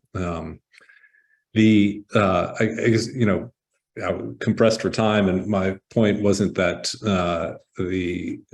truck stops where you just roll in and hope to charge don't have a role. I think the point I was hoping to make is that they are not necessarily sufficient for the entire cause of transferring massive amounts of fleets over to operating freight businesses, and that that a depot that seeks to serve trucks that need to have a place to park overnight and not just try to fill up opportunistically should also, or are going to absolutely be required to be a part of this, and should also be eligible for this program that I tried to describe, the fast charging infrastructure program. So, given the much longer durations for fueling through charging rather than just filling up with diesel, instead doing it with electric, and simultaneously this entire transition is going to be throttled by the lack of ability to get the massive amounts of power through distribution feeders. It is really difficult to find places where you can get, between our sites are between 5 and 10 megawatts worth of power. Let's, consider that's like the power draw of like Levi's Stadium in Santa Clara. Like, they are just massive amounts of power that's necessary for charging a lot of vehicles. So, not all places where trucks are right now, not all places where trucks fuel with gas will also be able to make that transition to providing the massive amounts of electricity that are going to be necessary for the battery electrics. So yes, it is encouraging to see the Flying J's and the Loves also invest in that infrastructure for opportunistic charging. But again, we are going to need hundreds of thousands of charging dispensers across the state, providing such massive amounts of power that they are not going to be sufficient to the cause. And the way they're currently constructed doesn't really sufficiently match with the needs of freight businesses. In order to provide a guaranteed place to charge between duty cycles, you have to have the ability to take reservations. And if you're going to take reservations, that means you're not open to the public in the same way that you would be otherwise, as a current gas station is. So there's just some nuances there. I share your enthusiasm for the growth in providing, the shifting of current businesses to provide for the new way of being. I'm just also hoping to provide some nuance so that policy can follow and be able to provide the necessary services for freight businesses. Well, I agree with you that the infrastructure gap is huge, and the ability in front of the meter anyway to be able to provide that kind of electrical generation is probably not going to happen anytime soon with our existing grid. All you have to do is read the CAISO's last assessment. But we're seeing a lot of interesting projects behind the meter. Watt EV's project in Los Angeles and here in the Valley and up north, and other companies like that, where they're building dedicated solar at the same time, which you kind of demonstrated on the rooftops of the facilities that you had. But I do have to just mention that I've never known a trucker who pulled into a truck stop to hope to fuel. So I wish you'd kind of get rid of that word, because truckers tend to plan really well where they're going to stop and fuel. And I don't know one driving a truck who would not know where they were going to land and how they were going to fuel their vehicle and at that time. I think and by the way, you think you already know that truckers already make reservations at truck stops for space and for showers and to sleep for the night. That's very common. It's the way they do business. So, but I agree again with your infrastructure comments. We need to be throwing chargers on the ground, but if we put them on the ground, we can't adequately power them with at least 350 kilowatts each. The timeline isn't going to work out versus, as you mentioned, liquid fueling. And so the cost of transporting those goods is going to continue to rise, not that it isn't already. With regard to the cost of the truck, you need to tell Peterbilt to take down their latest ad where they said that that's the price of their latest Class 8 truck. Because I had just looked it up, because I cheat, I have the internet here, so. I appreciate that. Yeah. I don't mean to, to play the one-up card on you. It's just, we buy them. No problem. I'm looking at the POs here. So, no, I appreciate everything you have to say. Thank you, sir. Thank you, Adam and Kevin. So this is Dr. Catherine again. I just want to do a quick time check because we do have a resolution we want to review. So would like to wrap up discussion in the next 5 to 10 minutes. So any EJAC members who would like to comment, if you can put your cards up now or raise your hand in the Zoom. In the queue, I have Sharifa, and then I was going to check with the Zoom and specifically Danny, our panelist from last time. And then I saw Matt also had his 10 card up. So anybody else, if you want to comment, please put yourself in the queue now so that then we can segue to reviewing the resolution. Sharifa, go ahead. Thanks, Dr. Catherine. I had a question / comment for, I believe your name was Adam from the Forum Mobility. I had a question about I think it was slide 11 from your presentation where it's the what do truckers need from depots. I was wondering if, not if you think it's feasible, but I was wondering if it's something that's been considered, like about having like parking or charging garages versus just having surface lots. Cause like in the picture that's shown, it's like a surface lot with solar panels. And so of course, just like there's SOMA, like solar on multi-family affordable housing, like the SOMA initiative program as a result of the one that everybody hates. What is that? Cap and trade. Like the idea, the positive aspect of it, I guess, could be applied here to like a charging garage. And then like whether or not the truck has goods, like in order to meet the need of like truck drivers, a charging garage could exist. So is that something that I guess would help with the 157,000 charging need? Is that something that you all are doing or considering for that?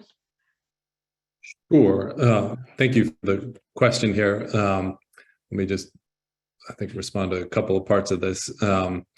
So, the rendering that I showed there was, just an indicative rendering of one of our facilities. I think that's the one that we have in Livermore that we're developing in Livermore, California, right off the 580 in Altamont right now. That services the Port of Oakland and going across to the Central Valley. Our sites will have solar and battery storage to help mitigate from the demand charges that the utilities can have. But I would also caution, like, the immense amount of power that these trucks need. You'll need basically the equivalent of around 50 acres to charge, to provide enough power for the full needs of a 100 truck depot. So that the solar on that roof there will be helpful, but it will not be sufficient. The bulk of the power will come from the grid and will be sourced as 100% renewable power through our community choice aggregator, CCAs, the local electricity providers. But we are unfortunately just not able to provide all the power through on-site generation. But yeah, there will be many configurations as to where and how trucks will get their power. This is where I believe that through scale we can bring down costs, and this is also how we can maximize finding sites on distribution networks that have sufficient power. But there will be a lot of different configurations, just as you suggest, in other places as well. Thanks for responding. I actually wasn't just talking about solar, but in your response, that makes sense. I was thinking also like about the fact that like weight wise, like depending on whatever they're carrying, like in a parking garage, of course, they have to make sure it's structurally sound. So then, you know, whatever's on the floors above don't just, you know, collapse through to the bottom floor, so that obviously the cars beneath it can escape, or you know what I'm saying? Yeah. So so that would be more important, obviously, with like, you know, these drayage trucks. So yeah, I guess that's kind of what I was thinking with this. But yeah, that makes sense. So yeah, so that's interesting. Also, I was wondering if you could define what MHD and BEV means in your presentation. Oh, I am sorry about that. I should know better than to use so many acronyms. So MHD is the medium and heavy duty, just to distinguish it from the LD, which is like the light duty, which means sort of the passenger vehicles. So right now, this low carbon fuel standard has this program for infrastructure that we've been talking about that is available for the passenger vehicles. They have not yet made it also available for accelerating the deployment of charging infrastructure for the MHD, the medium and heavy duty. So that's everything from like those Amazon delivery vans to the, you know, grocery box trucks to the beer distributors, all the way up to the, you know, the heavy duty being the big rigs, the semis that you see on the interstate, which is what we're particularly talking about. So just right now, so much of the policy is started out with the passenger vehicles, just the cars, and now as it shifts over to focus on like the work trucks, my hope is that policy can change to consider the duty cycles, consider the needs of the businesses that are employing those freight, those work trucks, and have some nuance as it is deployed in that regard to help the small businesses that rely upon them. Thank you. What did you define the BEVs as? Once appreciate that. It's a battery electric vehicle. Got it. Thank you. Again, when you see ZEVs, that's the zero emission vehicles, and then under that, there's like the hydrogen powered fuel cell electric, and then there's the battery electric vehicles. And so I just went to the BEVs, and you got me. I shouldn't have used an acronym. I apologize. So is hydrogen a type of battery electric vehicle, or is that different? It's different. Okay. It's but it is also a zero emission technology, and it has, you know, its strengths as well as its other challenges as well. Also, sorry, thank you. I'm gonna pass it to the other people. Thank you for that, Adam. Seeing no other cards in the room, I did want to tee up both that CARB staff are available to respond, which I'll go to in a second, and that after we wrap discussion, that we will review the resolution and open it up to public comment. Before passing it to CARB staff, I wanted to ask Johnny, do we have any EJAC members or other panelists from last time who have their hands raised in Zoom?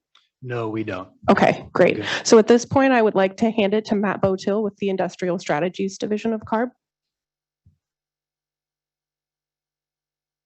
Hi there, and thank you to the EJAC for convening this discussion. So just for the record, Matthew Botil, I'm the Division Chief of the Industrial Strategies Division, and I oversee the low carbon fuel standard as well as a number of other climate programs here at the California Air Resources Board.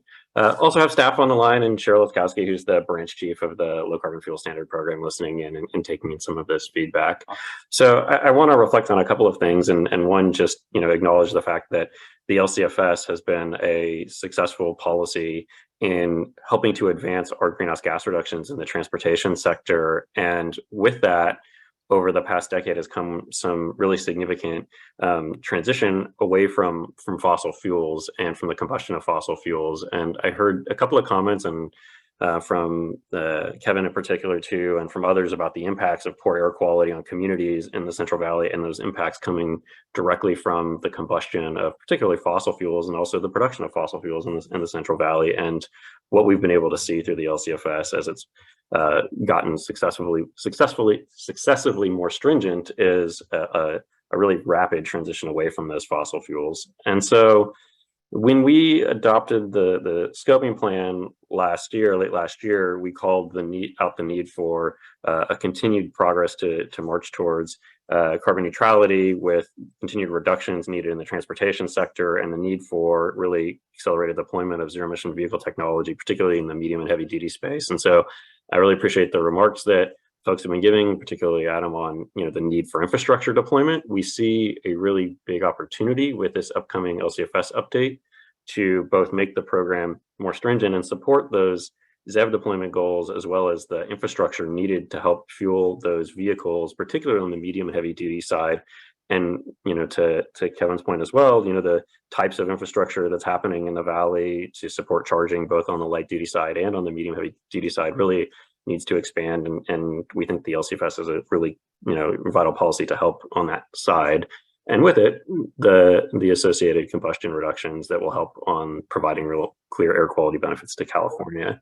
So with that, I just again want to thank folks. There was one thing that I did hear that I wanted to put out there too. So I think someone had made a comment about biomethane being the biggest credit generator, if I had heard that right. And that's actually not the case. We have data that we publish every quarter on our website on the LCFS, and the most recent data points to the current credit generation. The biggest credit generator is renewable diesel, which is a drop-in biomass-based diesel that goes into the diesel fuel pool.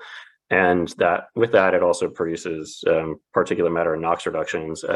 Electricity is right behind it, and it's rapidly growing in terms of a credit generator because we're seeing really quickening pace of zero emission vehicle deployment, particularly on the light duty side. And that means that the electricity generation is generating credits and has become the number 2 credit generator in the program.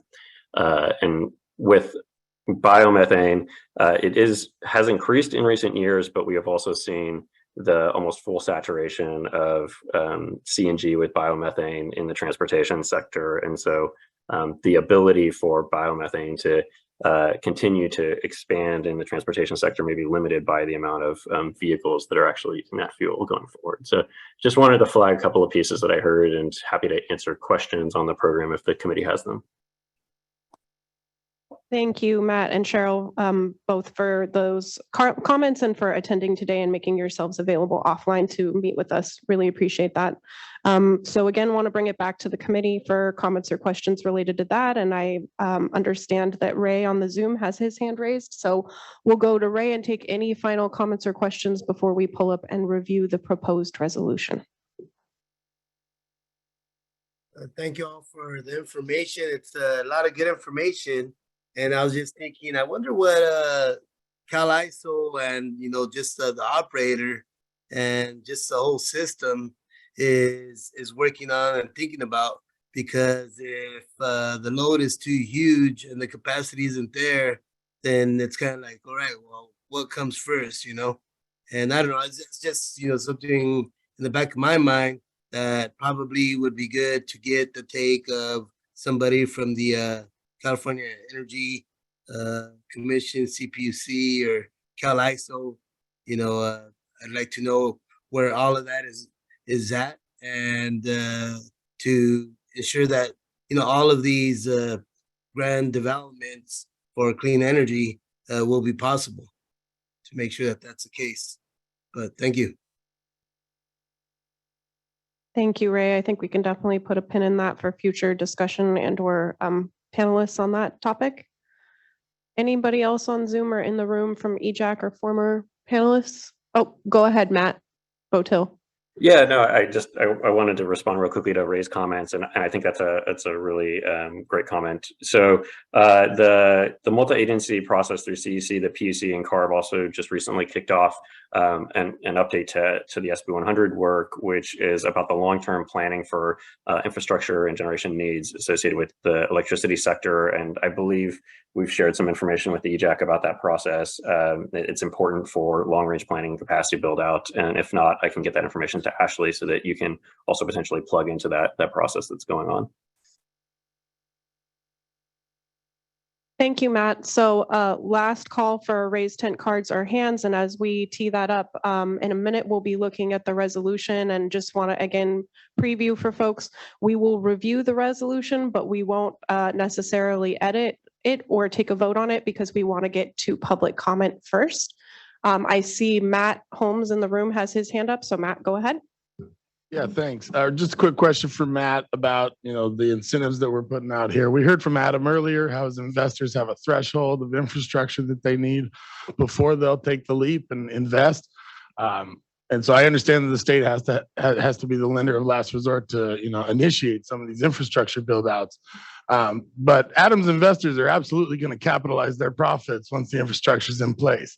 And so I'm wondering, and not everything we put on a truck is sacred, right? I live in Stockton. We idle trucks in Stockton next to our schools so that we can Amazon one click a free range cage-free yoga mat to San Francisco on the same day that somebody wants it.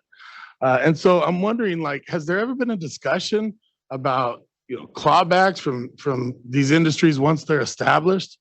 If we're gonna, I know we need it. I know we get benefits from it, but at the same time, Adam's investors already made their money. That's how they have it to put it into this operation.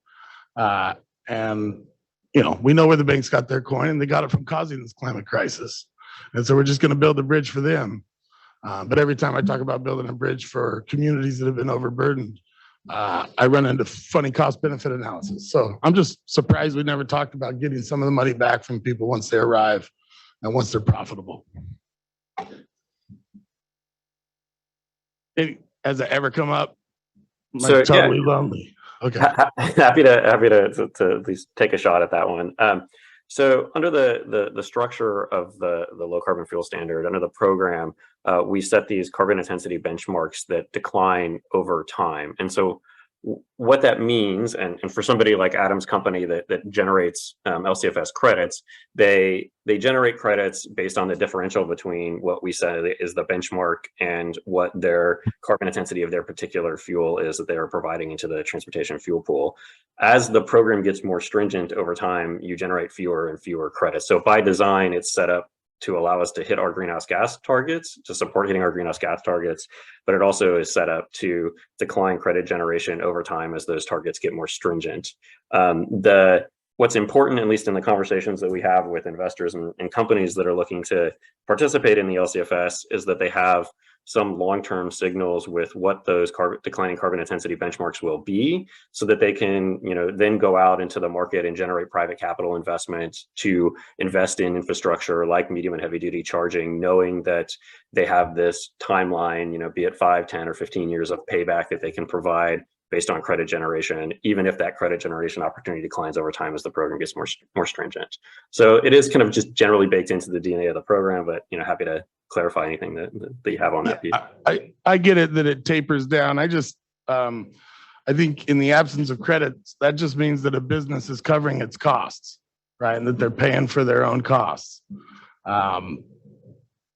I don't know. I guess nobody else is experiencing cognitive dissonance around this, but feels like we're buying a bunch of folks a head start, and they get to hold on to all the coin, and then they get to talk about how much they earned and how innovative and entrepreneurial they were.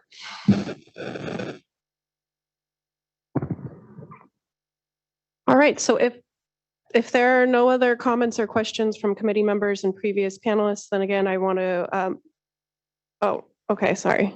Somebody put up a tent card in the room that I didn't see. Go ahead, Tom. It's really quick. I just wanted to clarify Matt, comment about biomethane. I wasn't sure if that was in relation to the data on how much credits have been used for biofuels as a broader category. I'm assuming biomethane is like a subcategory in biofuels, but so please clarify that for me, and it can be quick. Sure. Yeah. My comment was, what is in relation to the total credits generated in the most recent year for LCFS?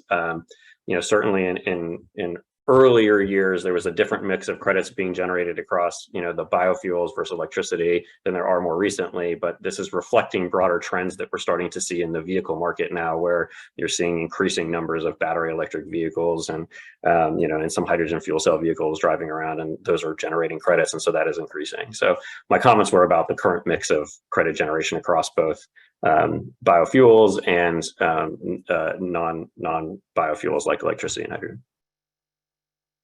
So then I would just further clarify the distinction of the data there is that the slide that I showed was cumulatively over the life of the program. And what Matt is talking about is the trend from the last year. So we're really talking about two different but related data sets. And that was a slide that I pulled from Danny Cullenward's presentation. So don't need to put him on the spot, but Danny, if there's anything that you wanted to add or clarify, feel free to raise your hand and speak up there. In the meantime, again, I just want to remind folks, we're going to review a resolution in a minute. We'll have brief discussion about it. And then we know that there are members of the public that want to talk to us about this item. And so we will do that before we take a vote on the resolution. Any other comments or questions from the Zoom or in the room? Okay. Oh, there's Danny. Go ahead, Danny. Thanks, Dr. Catherine. Just to clarify, it's exactly as you described. The data from CARB showed that it's about a 75-25 breakdown between biofuel categories and electricity crediting in 2022. That pattern's about 82%, 17% when you look cumulatively at the program. So it is true electricity's been growing fast, as has the biomethane crediting activities. I do want to call out one thing Mr. Botil said, suggested that the rate of increase in crediting for the dairy digesters for the biomethane credits may be saturating because that program may be really reaching most of the dairies it intends to reach. It's actually a perfectly good argument to start sunsetting credit availability and to say no more new projects in that area, because it presumably wouldn't have much of an effect then. So if that is indeed CARB's position, I would encourage sunsetting that activity to be a very palatable thing for the committee to discuss. So yeah, I do need to respond to that comment. So what I was referring to is the fact that when we look at fossil CNG demand used in CNG trucks in California, that we're seeing almost complete replacement of any CNG used in trucks in California that is being replaced with RNG. When it comes to the need for methane reductions, we are still a ways off from being able to achieve our statutorily required 1383 methane reduction targets in California. Those require that we reduce methane by 40% by 2030. We need a significant number of additional methane reduction projects to be able to hit those methane reduction targets. So those are two separate stats in terms of how much methane reductions we need versus how much of the current CNG fleet is utilizing RNG, and how much more potential RNG utilization can happen in the CNG fleet in California.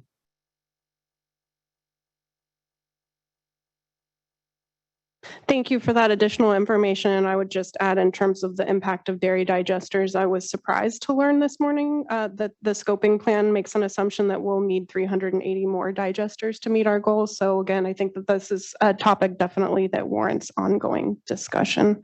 And with that, in the interest of time, and since I see no more cards or hands, I would ask staff if they could please pull up the resolution. And again, this is available on the webpage for today's meeting for folks who would like to look at it in detail. In the interest of time, we're not going to read through all of the whereas clauses. We're going to scroll down to the 7 specific resolutions and review that so that we're all on the same page. And then we will go to public comment from there. And again, I really want to appreciate there was a giant team of folks, a sub-quorum of EJAC members from the Carbon Markets Work Group, and a whole team of other folks who worked diligently for an incredible amount of time between the last meeting and this meeting to put together this resolution. So a ton of work behind the scenes has gone into developing this resolution. And with that, I'm just going to read through these 7. So the first resolution, therefore be it resolved, we're asking the CARB board to direct their staff to, number 1, conduct and incorporate a full life cycle assessment of all air pollution and greenhouse gas emissions for all pathways in the low carbon fuel standard and their implications for environmental justice communities. Number 2, conduct a full accounting of greenhouse gas and air pollution emissions associated with pathways relying on the production of fuel from livestock and dairy manure. Number 3, eliminate avoided methane credits effective January 1st. 2024. Number 4, eliminate credit generation for pathways relying on the production of fuel from livestock and dairy manure for emissions reductions that otherwise would have occurred or were legally or contractually required to occur. Number 5, cap the use of lipid biofuels at 2020 levels pending an updated risk assessment to determine phase out timelines for high risk crop-based feedstocks. Number 6, prohibit enhanced oil recovery as an eligible sequestration method. And number 7, do not issue LCFS credits for carbon removal projects such as direct air capture. Any quick clarifying questions from committee members before we go to public comment? And then after public comment, we will bring it back to the committee for discussion and a vote. Sharifa, go ahead. Just one quick question for CARB.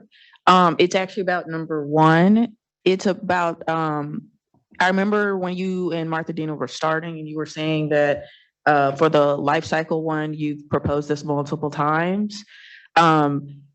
Since this has been proposed multiple times, but obviously we're proposing it again because it hasn't been acted upon, are you all as in CARB, are you all supposed to like submit like why it's not been acted upon, therefore like why it's been rejected? I'm putting that in air quotes because it's not been rejected, just hasn't been accepted. Are you all supposed to do that, or like how does that work? But like hopefully we'll accept it today and then something will happen. But like if it doesn't, not that I'm projecting, or you get what I'm saying. If it doesn't happen today, anyway, we want it to happen today. But if it doesn't happen, do you have to explain why? And anyone can answer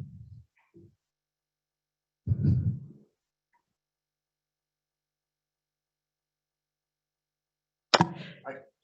Anyone can answer it. How about that?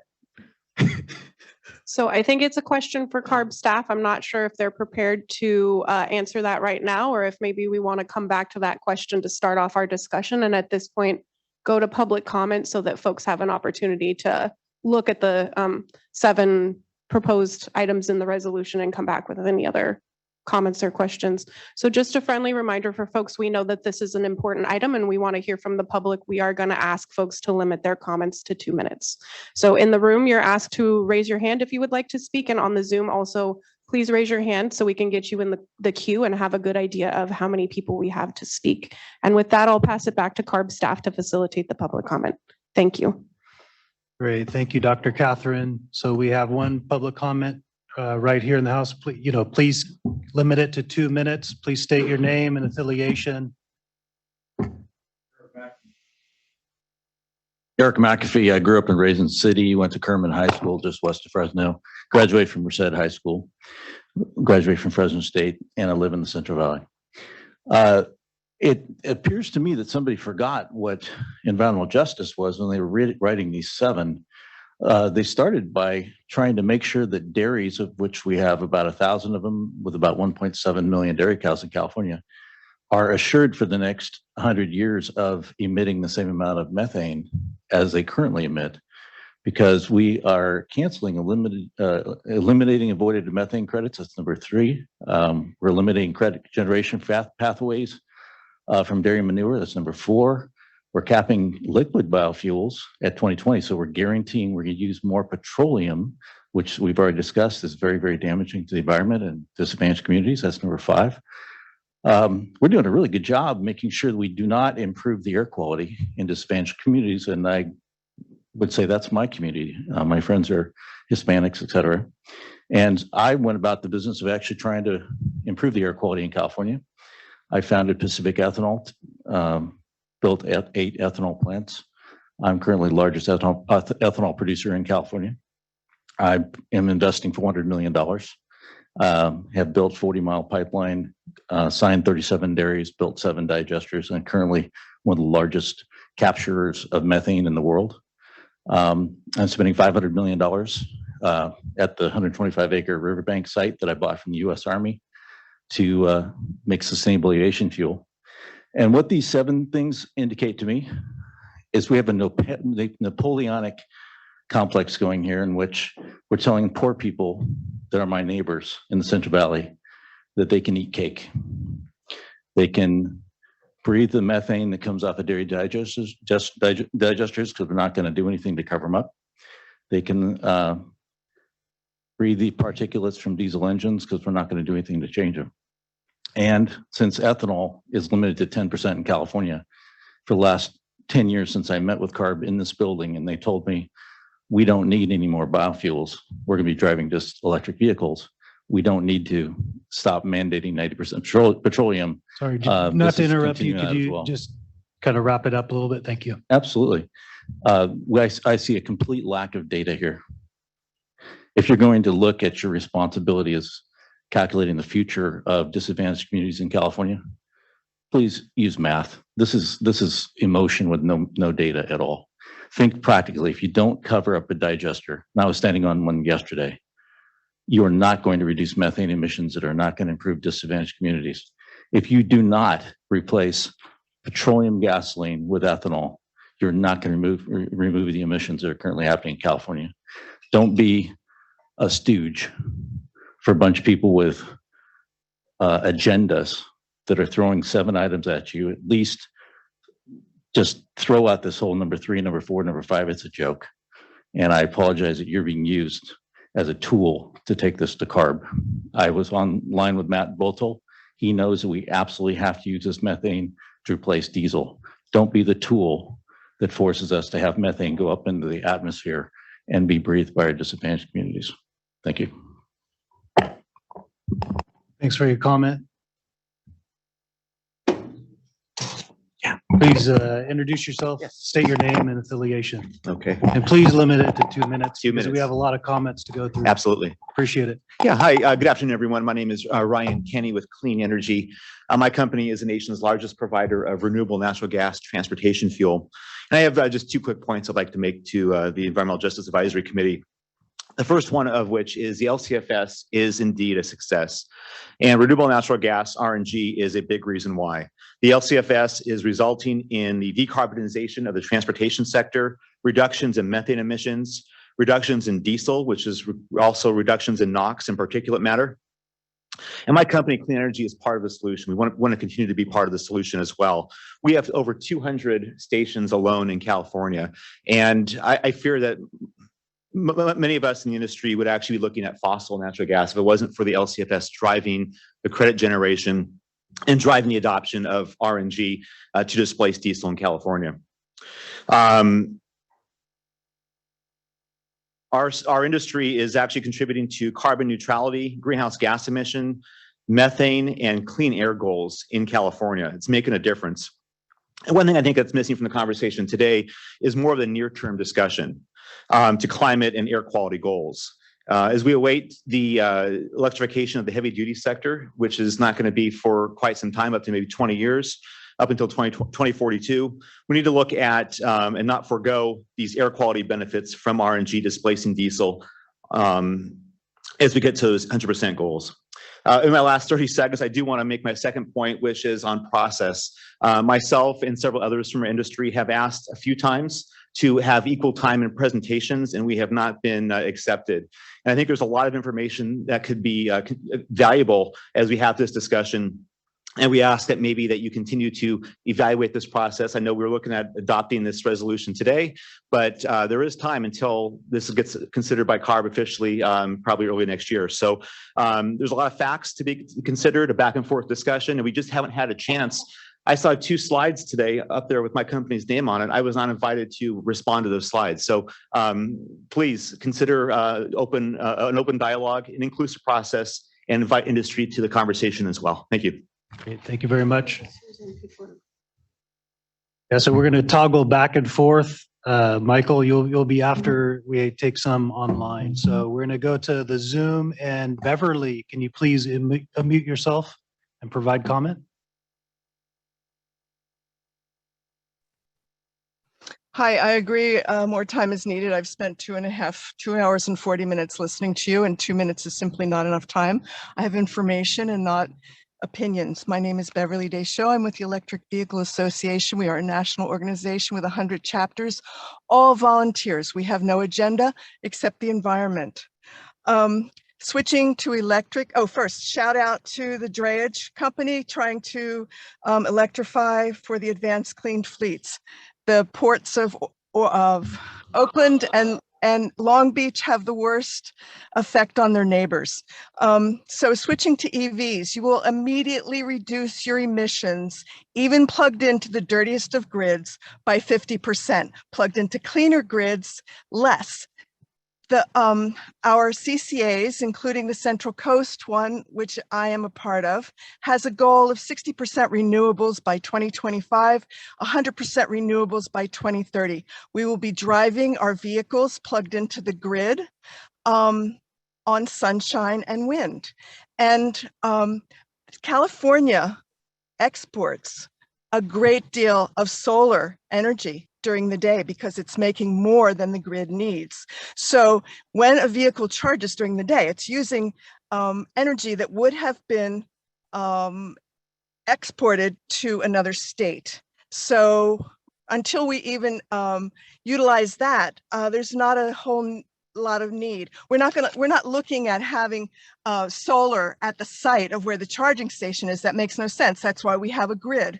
And there are 23 other community choice aggregators in the state of California who also have similar goals of that type of emissions reduction. There's so much information here that I have. Natural gas, I don't know why it has that beneficial number that it has. I don't remember what the number's called, but natural gas is 75% methane. Methane has an 80 to 120 times the heating capacity of CO2 in the environment. Why it has a beneficial type of number makes absolutely no sense. So diesel is the worst. And yes, transitioning away from diesel is the worst. Beverly, can you please wrap it up?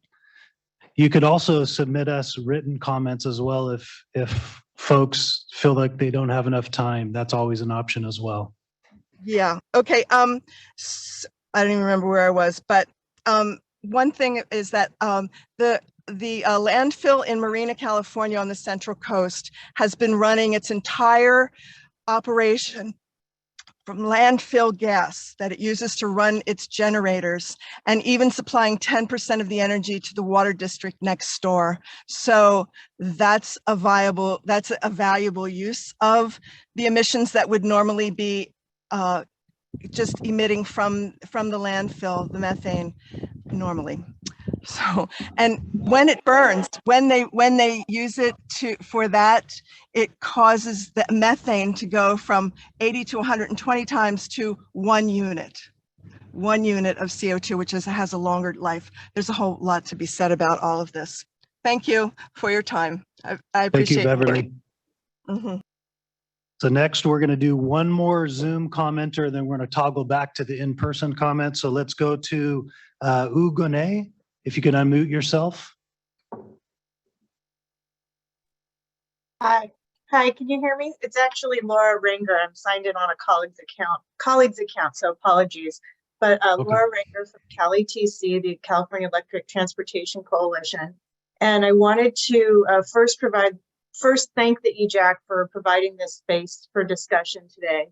At CALI-TC, we've had the opportunity to speak with, have meetings with about 25 equity stakeholders about the programs that are funded by the electricity LCFS credits.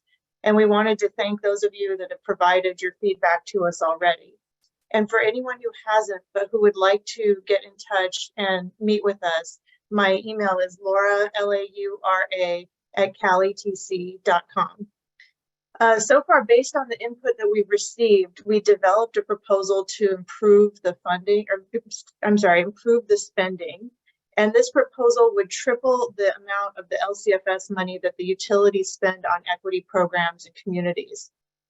Under the current regulations, the utilities spend most of their funds on statewide rebate for new car purchases. And for the new LCFS, we want to make this EV rebate available only to low and moderate income Californians, and we want to allocate more funding to the utility-specific programs.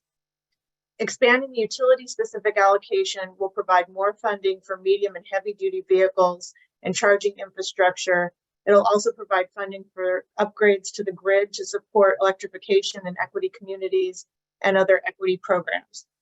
And we know this money is desperately needed because the needs for these programs are huge, as Adam mentioned. Fortunately, depending on credit prices and the speed of EV adoption, we're estimating that about $10 billion from LCFS over the next 10 years could flow to these programs. Well, thank you for your time. We look forward to continuing to work with you, and please do reach out if you'd like to provide more feedback on the utility programs.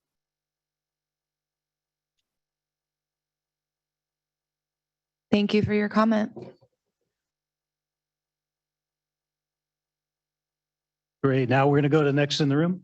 Please state your name and affiliation. Please limit to 2 minutes, of course. Thank you. Sure. I just, before you start the clock, I want to make sure Kevin's prepared to listen to the discussion because he doesn't know what I'm going to say today. 100%. Michael Bocadoro on behalf of Dairy Cares. I want to really focus on some of the things that Ms. Merrill said, and the dairy sector cannot be more supportive of the alternative manure management program. It is a key piece of our efforts to reduce dairy methane in California. She talked about how it can achieve reductions of around 90%. Well, in theory, but in practice, the AMP program's achieving reductions in the 20 to 30% range. We've implemented more AMP projects in California than digesters, yet digesters are providing over 2 million metric tons of reduction per year, and the AMP program is only providing 200,000.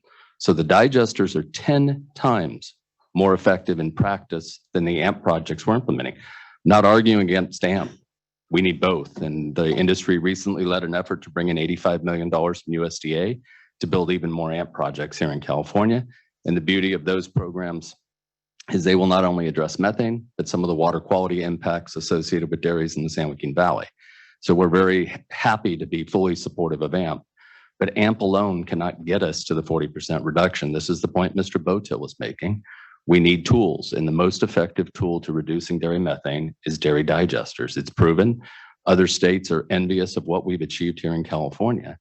We need all the tools. As Mr. Wara, has been quoted as saying, it's very difficult to achieve these reductions, and we need all the tools that we have available to us.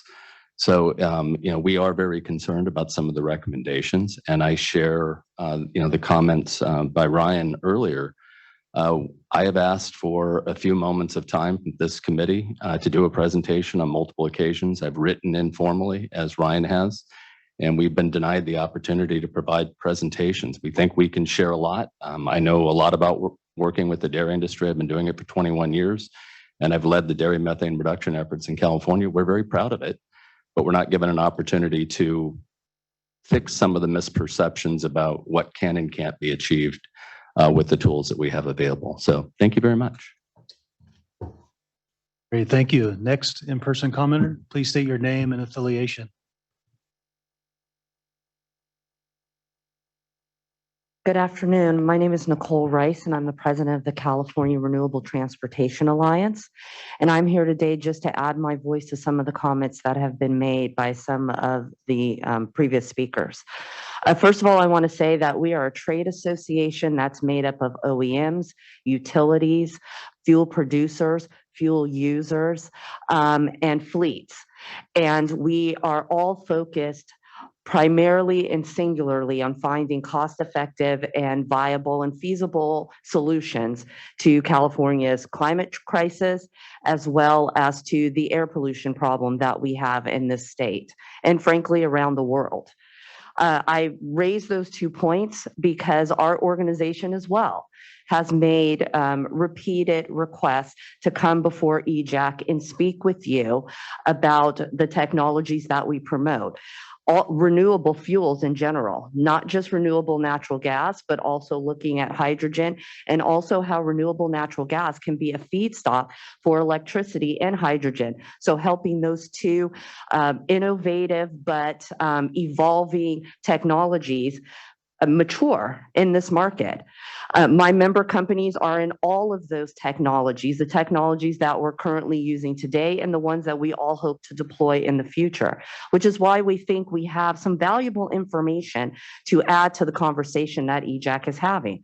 We feel that this is an important conversation, and the communities that you represent are important components to the state. Communities and individuals that reflect a lot of who we consider and work with as customer basis.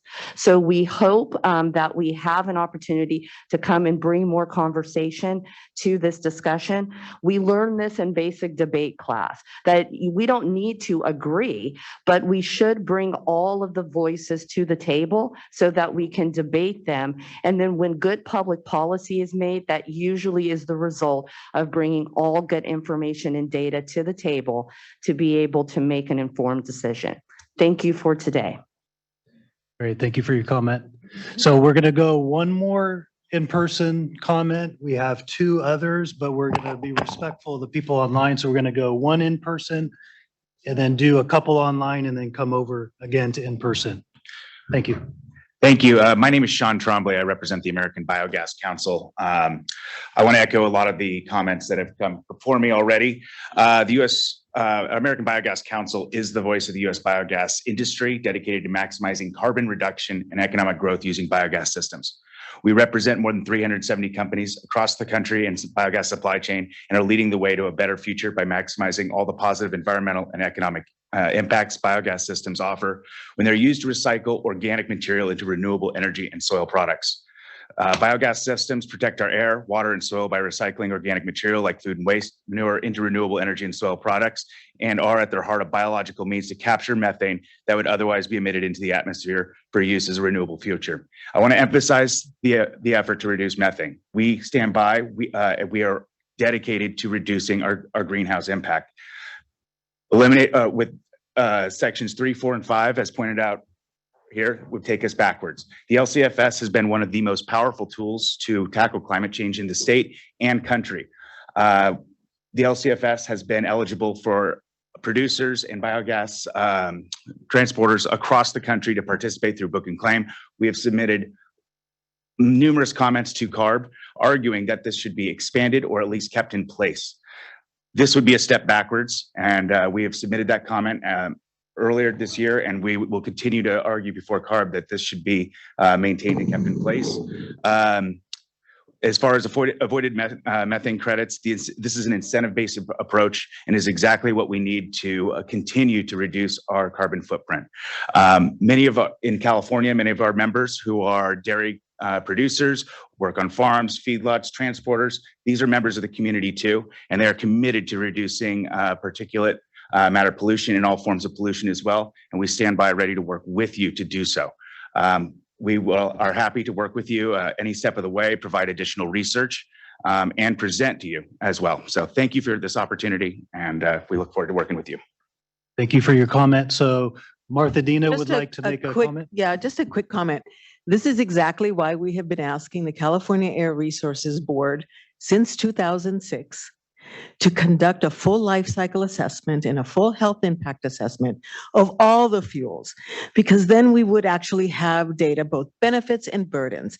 But if CARB does not give us that information, well, that means we're making a lot of decisions in the dark, a lot of decisions based on vested interests and who makes profits off of certain technologies or not technology, or well, not technologies, never mind. But if CARB does not give us this information, they and us and we are all making decisions in the dark. And so I'm going to stop because I don't want to cut into. Yeah, mine will be super fast. Just sort of trying to understand this interest in speaking and working with the EJAC. Industry works with the board.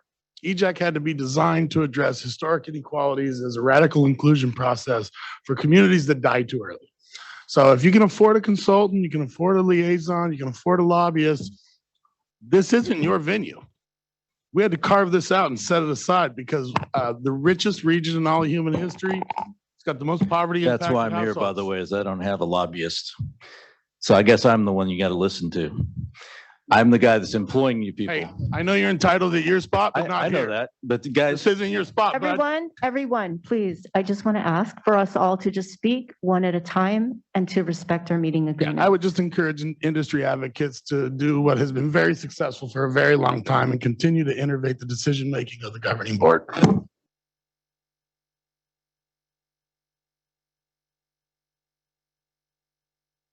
Kevin? I would just two questions for the members that have spoken. Resoundingly stated that you guys have made requests and they've been not answered or whatever. So my question is, whom have you made the request to? And then my second question would be, does your organizations have environmental justice policies that you could share with us? I made requests and actually had to pull in the top Republican and the top Democrat in the state assembly in order to have a call with Matt Botel because he refused to even talk to us. And that's actually why we're here is we made requests here to say, let's show up and let's attend. These guys have been doing this for a bunch of years. Yeah, and I know Kevin's aware of this and I know others are aware of this. I've made it on numerous EJAC meetings. I've made the request on the phone or in person. Yes, sorry, Kevin. This Kevin, the one I know. I've made the request. We've made it in writing as well to the staff here at CARB. And so you certainly have heard my request to offer comments and provide a presentation. We're just trying to make sure you're operating with the right information. And I've worked in government for over 40 years here in California, most of that with, or a huge chunk of that with the legislature staff, initially to Speaker Brown. I understand. Michael, we have to be respectful to others and I understand. we gave So, you yes, your time to speak earlier and we need to be respectful to others. I'm trying to answer his question. If you'll give me just a second, I want to answer the second half. And we do have policies in place. The core policy of CARES is to work on sustainability issues and improve the environment in the rural communities in which we operate. And our projects are doing that, sir. Thank you. Great. So we're going to go to Zoom. Jane Warren, can you please unmute yourself and provide comment? Please limit it to 2 minutes.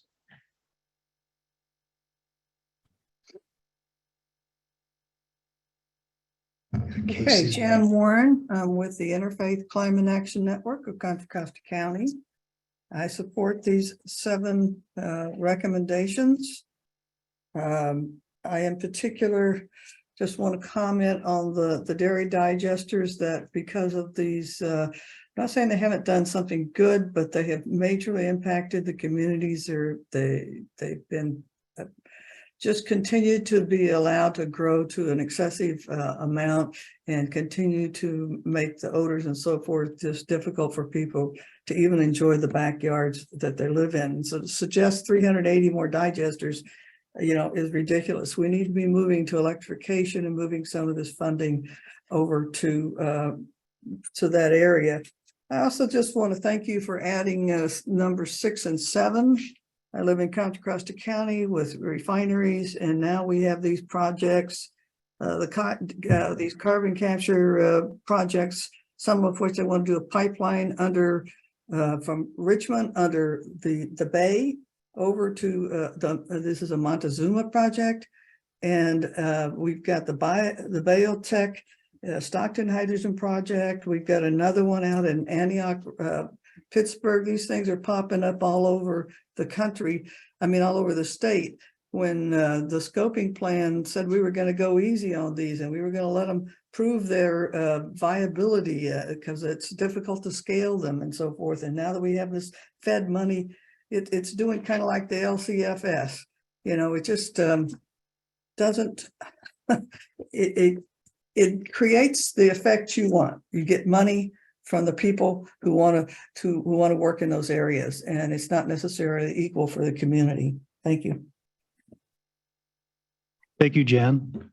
Next, we're going to take one remote. Casey, please unmute yourself and keep your comment to 2 minutes. Thank you.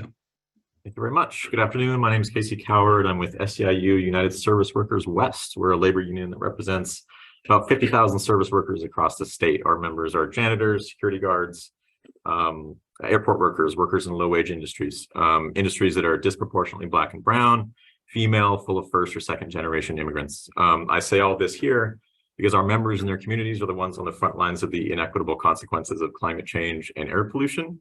And what our union is asking here today is for this committee to include in its recommendations to CARB next month the addition of conventional jet fuel as a deficit generating activity in the LCFS. I have a lot more to say here because it's a huge issue, but to try to sum up, airports are among the single biggest sources of criteria pollutant emissions. Communities adjacent to hub airports have nearly twice the proportion of people of color than the population at large. Proximity to airports is tied to numerous serious health conditions. This is a real EJ and equity issue as a state, as a country. We are nowhere close to adequate when it comes to addressing the impact of commercial aviation.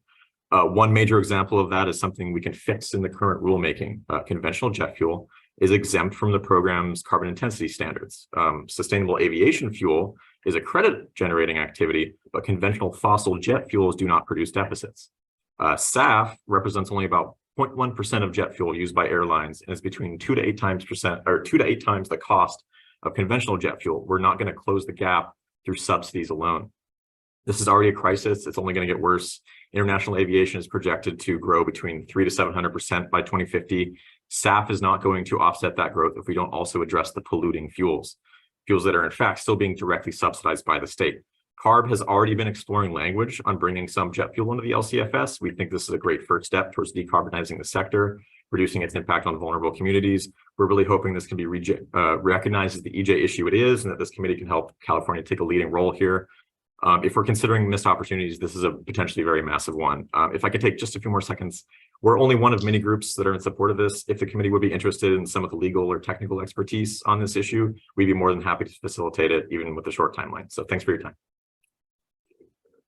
Great, thank you, Casey. The last Zoom comment. Kenya, please introduce yourself and state your affiliation and keep your comment to 2 minutes.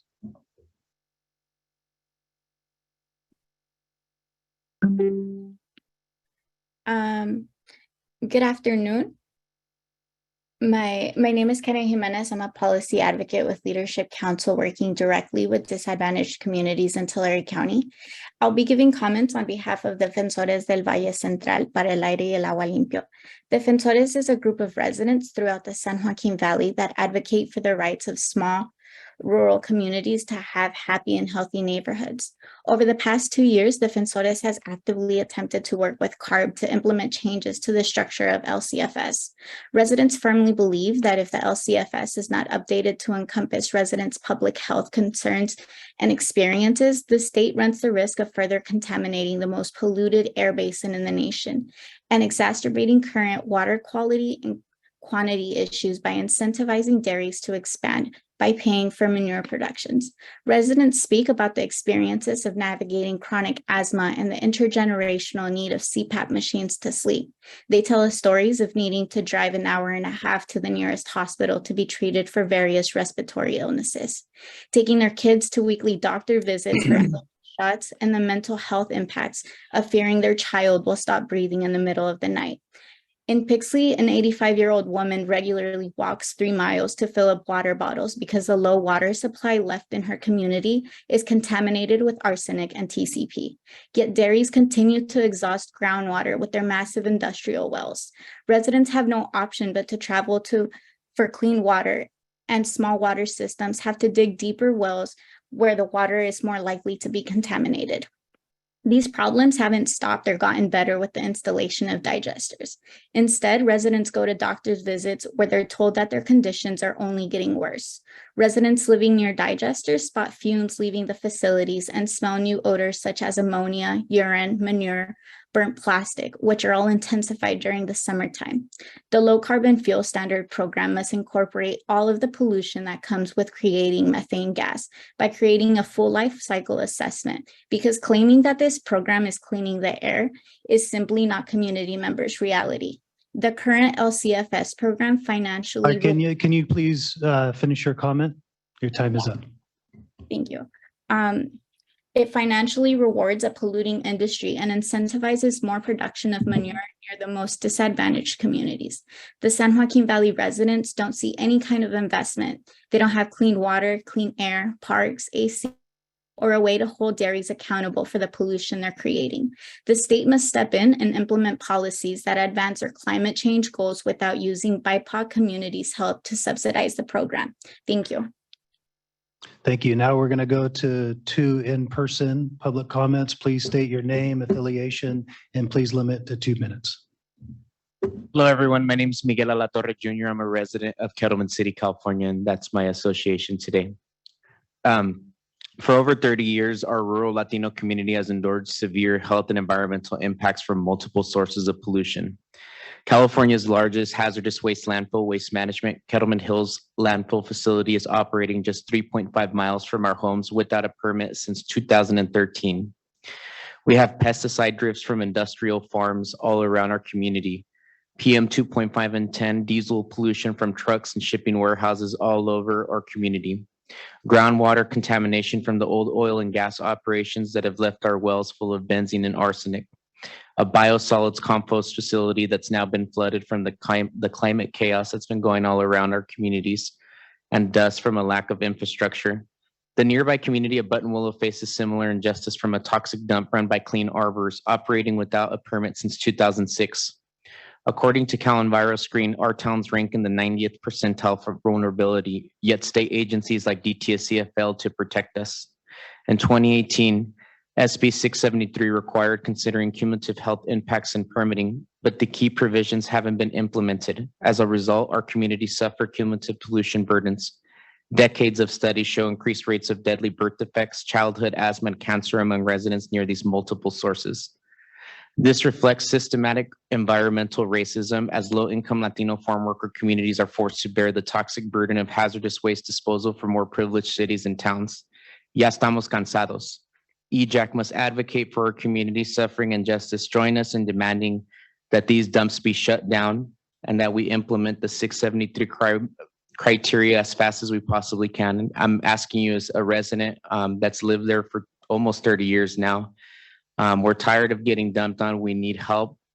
We were at the legislature earlier this week, and we're here asking for the EJAC's help. So thank you. Thank you for your comment. So I wanted to make one announcement. So we have one last public commenter here in person. We have a couple more online, but I would ask that we have additional public comments later today that if you want to make a comment, reserve it for there, because we're running behind on schedule and we need to get to a break. So we're going to take one more public comment, going to take a 10-minute break and then come back and move forward with the next item. Please. Great. Good afternoon. My name is Brian Kwok again from ANA, Alliance North America. And, you know, we're a small company. We're trying to do our best to utilize as much of the alternative fuels as we can. So going from diesel to renewable diesel, we're looking at propane, renewable propane, looking at renewable natural gas, then going to hydrogen. But it's tough. And we're just a small company trying to do our best for this total economy. And we're trying to reach as many communities as we can in not only California, but across the country. And we're kind of hamstringed a lot. We have to do a lot of the research on our own. We do our own emissions testing on our own. We work with CSERT in Riverside, and we do our emissions testing there.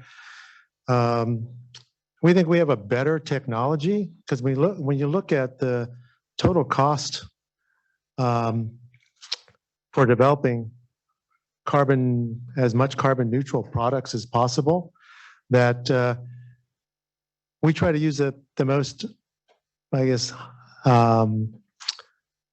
lowest carbon footprint technology. so in terms of battery technology. And it seems like CARB rewards those that just wants to throw together products just to meet the incentive levels. And we feel we're kind of penalized for using technology that lasts 25 years plus. So we don't have to fill our landfills and we don't have to scrape the earth to Can you please wrap up your comment? Your time is up, please. to draw raw materials. So I think just to wrap up, we're a company that's trying to do our best in this total industry. And it seems like CARB is kind of rewarding others instead of looking at the total life cycle and the total carbon footprint of these products. So I want to thank you again. Thank you for your comment. So now we're going to take a 10-minute break. We have the two people on Zoom and then we're taking a break. Okay. So we're going to take the two people on Zoom first. And then public comment is done.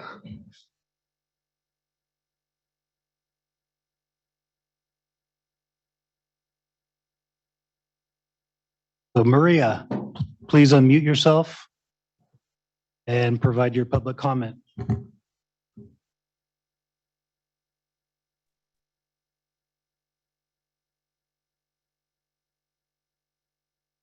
Hello, can you hear me?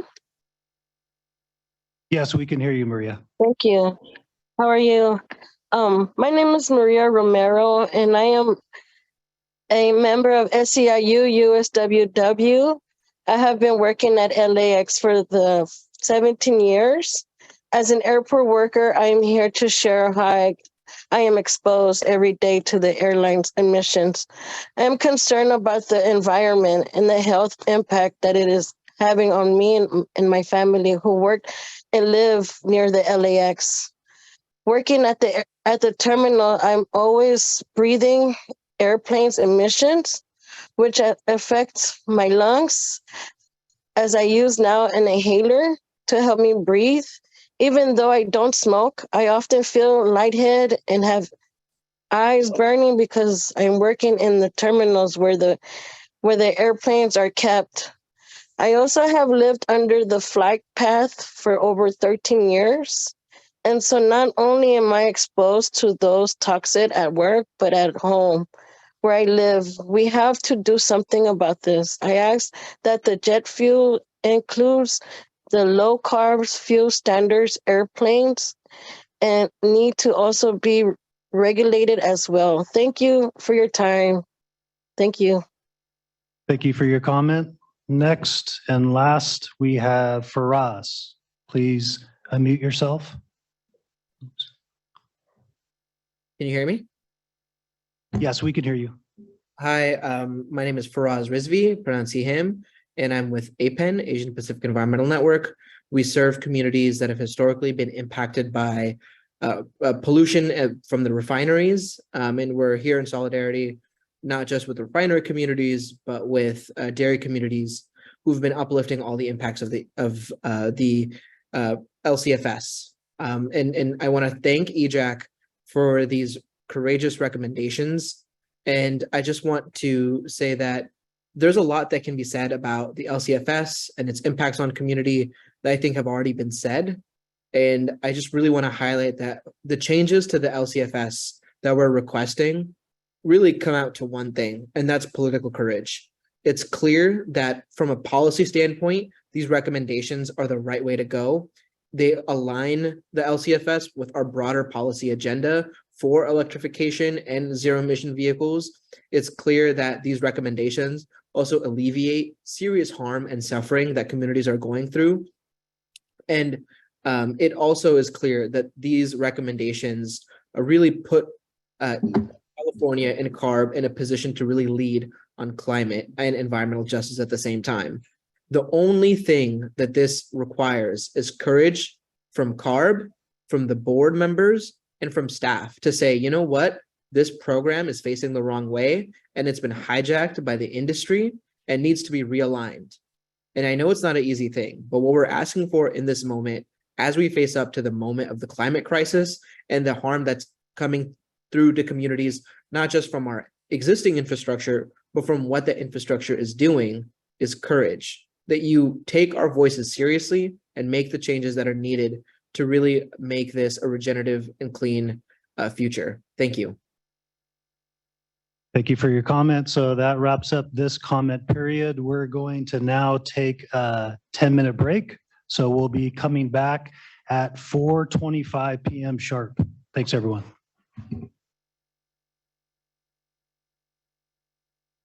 Oh, yes, and a reminder for EJAC that in order to continue at 4:25, we must have a quorum of EJAC members to continue. Thank you. Quorum is at least 7.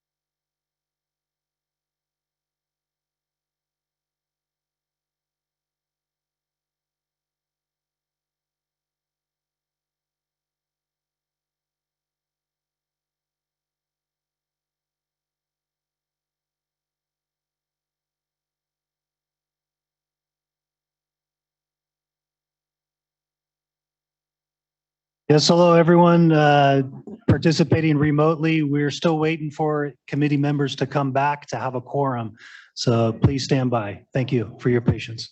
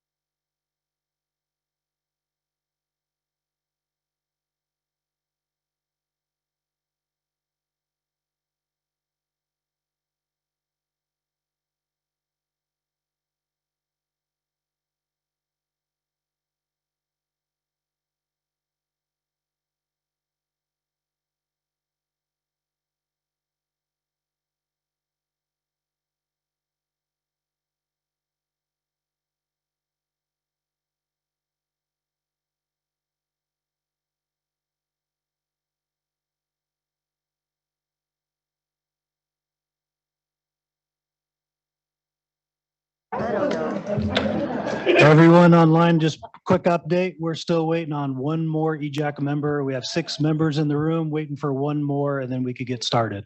Thanks for your patience.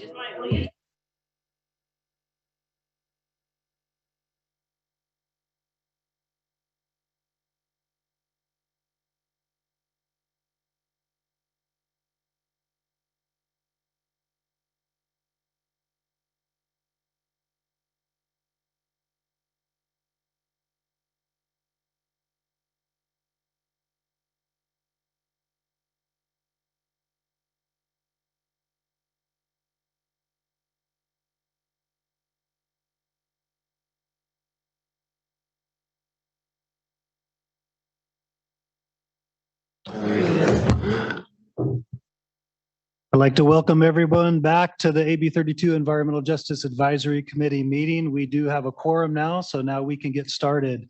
With that, I am going to hand it over to Dr. Catherine. Yes, thank you, Martha Dina, for clapping. I know you can hear me now. That's great. Oh, it's good to have a little humor. It's a long day. We've got really serious items to discuss. Really appreciate the patience of everybody online on Zoom. In case you don't know, we don't have Bagley-Keene exemptions anymore, so we have to have an in-person quorum, a total of 7 EJAC members before we can reconvene. So thank you for your patience. So bringing us back to consideration of the resolution that was presented before, just want to make some overarching statements and again express my gratitude.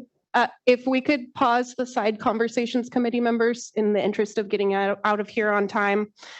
Thank you, EJAC, for your attention and patience. Thank you again to our expert panelists and to the whole team that worked on putting this resolution together.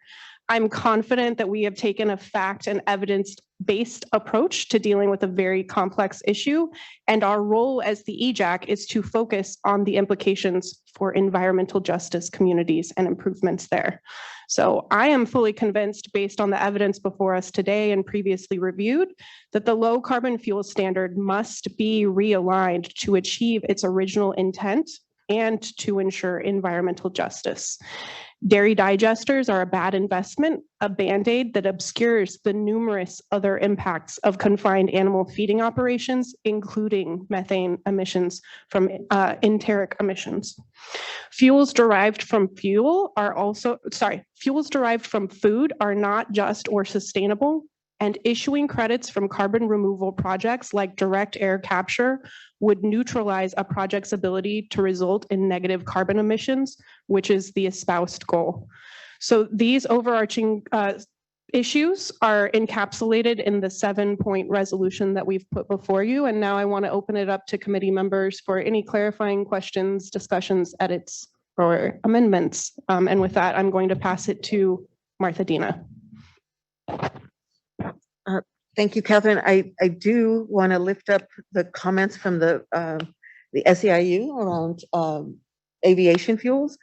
And I want to propose some language, but I don't have it quite yet. I want to work on it a bit. So if you want to take other comments while I pull this up. Yeah, so as I mentioned at the beginning, we do want to put in a placeholder for talking about deficit scores for aviation and marine related fuels. And in the interim, we'll open it up to comments and questions from members. Go ahead, Matt. Yeah, I just had a quick question. Oh, I'm sorry. Were you up for me, Sharif? I sure was. Thank you. So I had purely clarifying and just questions. sorry, really quickly for CARB staff, if you could put the resolution back up with the 7 points so that we can actually be looking at it, that'd be really helpful for questions that come up. Go ahead, Sharifa. Thank you. It actually would be helpful for the people who respond to what I'm gonna say. These are purely clarifying questions. So does the LCFS as it exists now include avoided methane credits? And that's why we're eliminating it, just to be clear, for number 3. Yes. Okay, just checking. And then can we clarify what we mean by credit generation in number 4? Like, I understand in essence what we're saying, but I'm not 100% sure. Like, I get the source of where we're getting the fuel is no good, but it's the beginning part that's a little bit confusing for me. The eliminate credit generation for pathways. We're just saying, like, we want to get rid of credits in the LCFS that are based on livestock and dairy feedstock that have occurred or that people are contractually obliged to occur, is like what we're saying.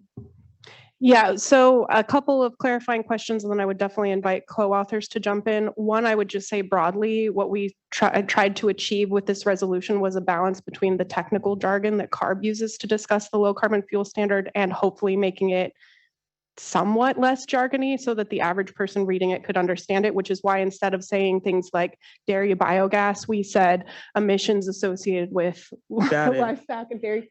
So that item is specifically trying to get at a concept that's called additionality, which basically means if these emission reductions are counted somewhere else, they shouldn't also be eligible for a low carbon fuel standard credit because then you're double counting. So the point about legally or contractually obligated to occur means if you were already required to make those emissions reductions, you shouldn't also be able to generate a credit off of it. Yeah, you can't count it again. Exactly. Okay, perfect. That makes a lot of sense.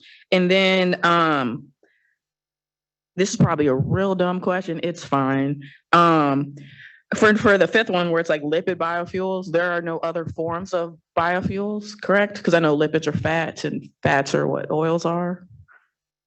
Okay. Yes, since that item is specifically about crop-based, so making food for fuels. Okay, cool. Just checking. Yeah, that was it. I just wanted to make sure I understood exactly what it was saying.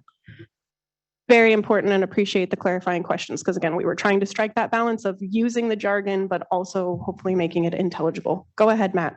Yeah, I just wanted to address the concern that this committee hasn't been as inclusive as it could have been. That people have petitioned this committee for time on the clock and wanted to share their issue, and whether we knew about it or didn't know about it, they didn't get a chance to speak with us. I'll just say that, you know, we barely got time to even read the scoping plan before we were asked to approve it, and had to convert this committee just to start chewing on the big issues.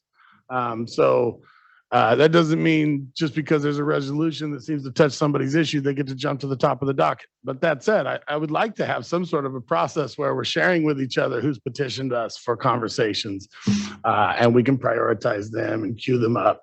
Because I don't benefit at all from not hearing from these guys.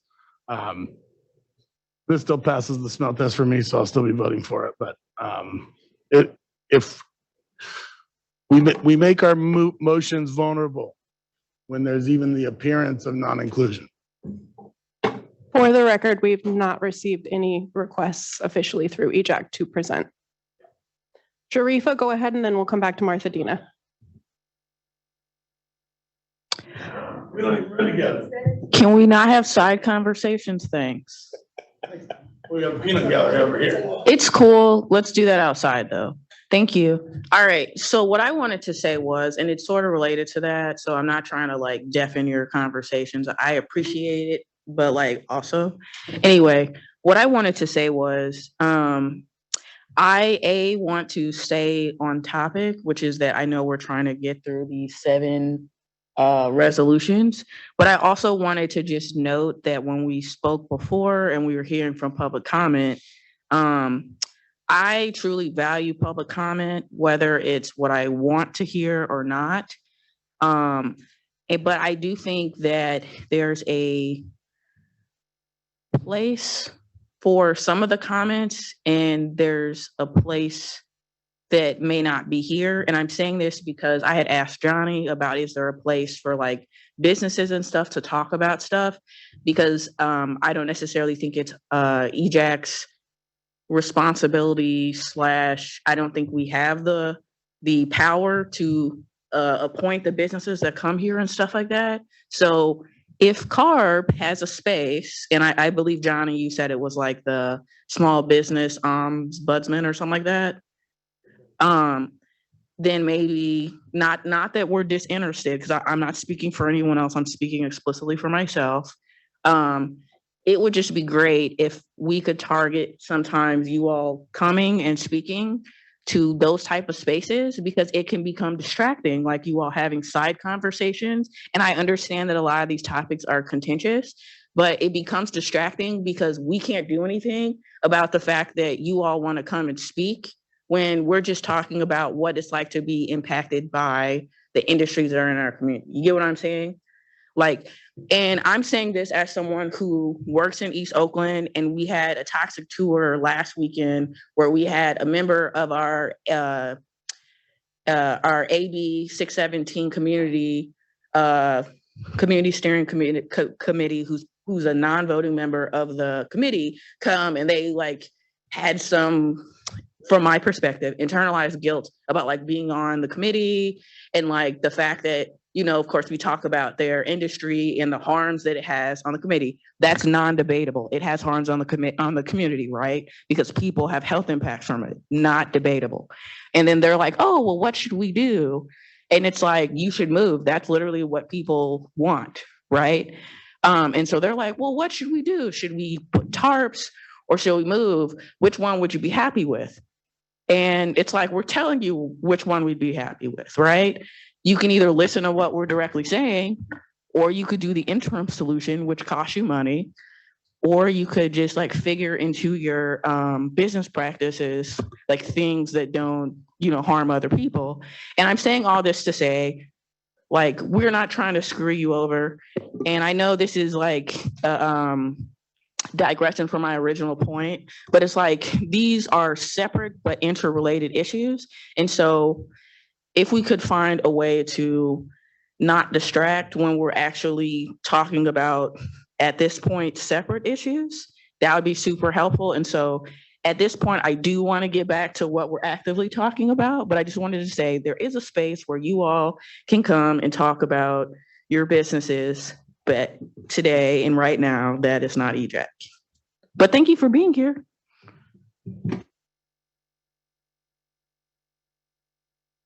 All right, did you have anything else you wanted to say about the resolution, or were you good on that? I'm good, thanks. Okay, so I was going to pass it back to Martha Dina then.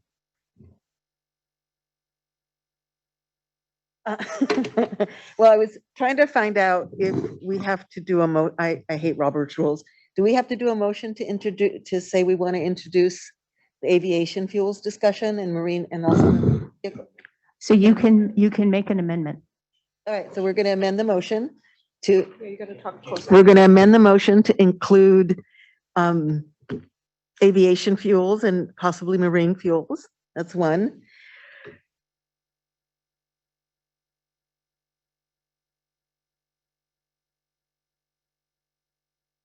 And we'll finesse the language on that.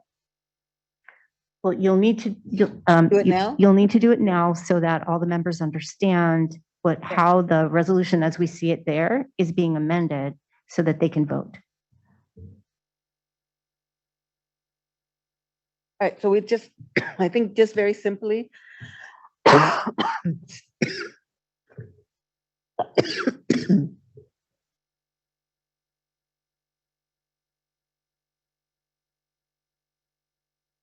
The Environmental Justice Advisory Committee supports including aviation fuels and fuels in the discussion of LCSF, and we encourage CARB to consider measures to, here we go, considering the inclusion of interstate jet fuel as a deficit generator, and we hope to see analysis of this option as part of the LCSF. Work? Yes. And just to be clear, it's intra-state, I-N-T-R-A, intrastate. So intrastate jet fuel and then also marine fuels. So I saw Matt and then Luis. Oh, sorry, Martha Dina, did you have anything you wanted to add on the language? I don't know if I want to add it to the language, but it's more of a discussion. And this comes up in every space, every regulatory space, right? This issue of a just transition. I get that there is a lot of money invested in this, you know, in the production of biofuels and all these other things. And so, and, you know, as someone who's worked on oil drilling for a long time, if we don't have that conversation about how you make a just transition, because yes, there are workers in those industries, and yes, people are making a lot of money, and apparently that's like the most important thing ever. But it's not that, but the same, you know, it's not the most important thing to many of our communities because they are not the ones making the profits, right? They're barely getting living wages. And so we should have a much more expansive understanding of what the benefits and burdens are of these. But I think it is really incumbent on CARB And it should take an all-of-government approach around figuring out this just transition.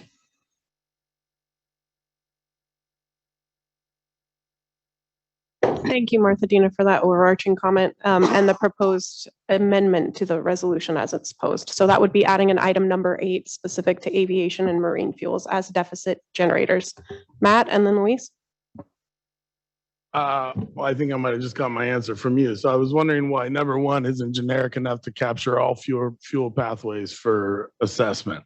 I know that those particular fuels are bad actors in certain communities, but number 1 lets us do an inventory and sniff at everything. I'm just so we don't need a 9th or a 12th. I mean, we've got a. Great, thank you. Just want to point that out. But just because we haven't named something in specificity today doesn't mean it's not under the glass. Yes, and also in my opening remarks, I commented on the fact that this is always a work in progress. So we're doing our best to have a robust set of recommendations, but by no means are claiming that this is comprehensive. There are definitely issues that may arise as we continue to learn. Go ahead, Luis. Well, first, I want to make clear my comment is in no way about the resolution. It takes a lot of work to get here, and I appreciate all the amendments. My comment, because we are an ongoing advisory, I want to tee up some things for future discussion. And I'm seeing that with Inflation Reduction Act dollars and so many of these market-based dollars that are out there, I've seen some very innovative approaches, and some of those are creating new metrics, new expectations. I mean, I've seen where state dollars have gone to create innovation, and companies have just turned that around and sold that innovation as intellectual property and made money off of that. Or, I mean, there's all kinds of ways where you're not really operating in communities. I mean, these aren't entitlements. These came from harm. And so what I've seen as some better practices whenever there are financial markets out there or investments or grants is that now there's expectations of community benefits agreements. Now there's expectations of unionized labor. Now there's expectations of broad engagement and participation of where these operations are operating and investing in. And so government is doing that. I see the Department of Energy has really moved in that direction. Perhaps the Justice 40 is intending to do that. I haven't seen the latest of how successful that has been. California, we lead the world. Why are we behind? So I like to tee that up for our ongoing advice, but nothing on where we're at with this resolution today. Thank you. Thank you, Luis, for adding that into the conversation. I did also want to note that any amendments added today will be that we vote through. We need a majority vote to make amendments, and then the updated version will be posted to the website by CARB. I want to check with Zoom participants, any EJAC members with comments or questions about the resolution or LCFS on Zoom. This is Mayor Leon. Just want to compliment the participation of everybody. And I agree with Luis's statements. I think we got to look to see how we can not just decrease the amount of pollution, contamination that is occurring in our communities from these usually multinational corporations, but how can we empower the people, the residents from those communities so that they can be their own businesses that are in the forefront of really cleaning up the different industries and diversifying those economies in that same neighborhood to uplift it, with jobs, with opportunities, careers, so that the kids, they could go off to school, come back with their college degree and build, right? All on the basis of a green workforce and the green industry. That's what I hope we can help create with CARB, Cali, PA, the state of California. Thank you. Thank you, Mayor Ray. We'll take your complications and your compliments any day. So thank you for that. I don't see anybody else on Zoom, and I don't see any tent cards raised in the room. So at this point, I think we're looking for a motion and a second to adopt the resolution as with the proposed amendments that Martha Dina put in front of us. Can we just repeat it again? Sorry, the whole thing or what Martha Dina added? Just what Martha Dina added. It sounded good. I just don't remember what you said. It's to incorporate. To incorporate aviation and marine fuels. And that's for number 1? As a deficit generator. They would become its own item. Oh, okay. Yeah, whatever you had asked us to do, I do that. I move that we pass the resolution. Sorry, yeah. Well, but we have to make a motion in a second. And also, I just want to make sure people are clear. The idea of aviation and marine fuels being a deficit generator means they're very dirty. And so they should actually be having to pay into the program because their emissions are so high. And currently they aren't included in the program. So that's why we would add that item. I support that. I understand what those things mean. So are you Oh yeah, I'm not speaking Okay. just specifically to you, Sharifa. I'm saying it to the whole committee. And we do have Jill online who now has her hand raised. So Matt, did you want to clarify on that point? No, not at all. Okay, great. I just want to make sure we're all on the same page about the number 8 item that we would be adding. Go ahead, Jill.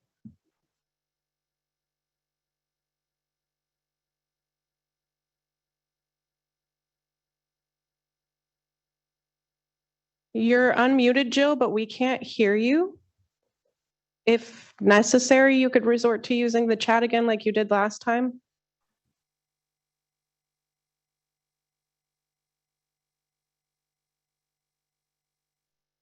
Okay, we're going to give Jill a second because she's rejoining as a panelist. So, yes, after we hear from Jill, we'll be looking for a motion and a second, and then we'll do a roll call vote. Oh, we can hear you now, Jill. Go ahead. Oh, yay! Oh my gosh. I vote to move forward with the resolution. I second that motion. Yay, thank you, Jill and Mayor Ray. So now we'll turn it over to Johnny to do a roll call vote. Great, thank you, Dr. Catherine. So I'll be calling your name for a vote, starting Martha Dina. Yes. Juan Flores, Yes. Angel Garcia, Yes. Dr. Catherine, Yes. and then Kevin Hamilton had to leave us. And Big John Harrell, are you on the line? Tom Helm, Yes. Matt Holmes, Yes. Kevin Jefferson, Absolutely. Ray Leon. Aye. Ray Leon, Yes. Aye. Luis, Yes. Jill, Yes. Sharifa. Yeah, sorry, yes. That concludes the vote.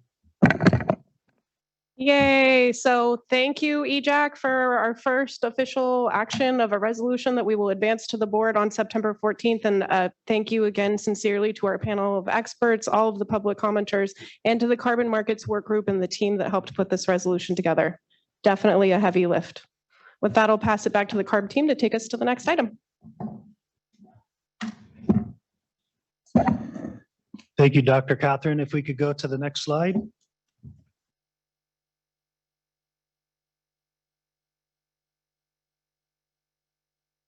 So next, we're going to be going into planning and recommendations for the September 14th, 2023 joint EJAC CARB board meeting. And so at this point, I'll hand it over to the co-chairs to talk about this item.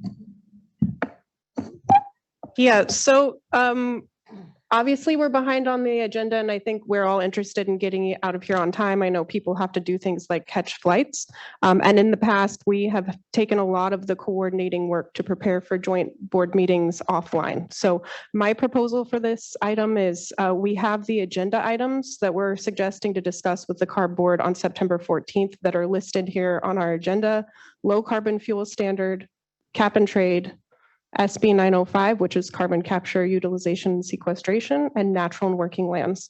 So overall, that's 4 agenda items we would be proposing, with the focus on the low carbon fuel standard, because that is the rulemaking process that is actively underway. And then the other 3 items would be more forecasting process and procedural as we move into the time horizon when those rulemakings would begin. So on behalf of the Carbon Markets Work Group, I can commit to working offline with my members to come up with some of those overarching comments on cap and trade and carbon capture, and definitely pulling forward the resolution and the conversations on low carbon fuel standard. So at this time, I'd ask other co-chairs and other committee members to make any proposals that you think are important for us to consider as we prepare for the September 14th meeting. Well, other than it's going to be you heard the topics, they're huge. So we're really going to count on the work groups to help maybe queue up the 3 other topics. But really, I would imagine that the real interest is around having a conversation about the low carbon fuel standard. Yeah, But the others are important, so. I would agree with that. I would just say that I'm also on that 1757 committee where we continue to elevate the benefits of investing in people and places and really removing the need for some of these fancy magic tricks that remove carbon. And this expert advisory group's been meeting since January. They've asked multiple times to interact with the EJAC. They've read our recommendations. They're smart folks. They want to do the right thing and they want to check in with us. And at some point we need to cross paths.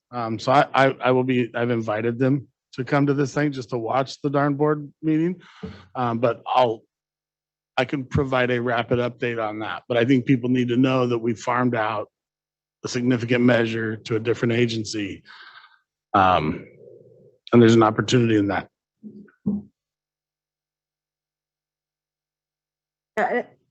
I mean, this really speaks to, and especially, given the tenor of the public comments today, it really speaks to sort of one of the challenges of how we've been limited in the number of meetings that we could have, and the kind of inquiry that we can have on topics that are really important.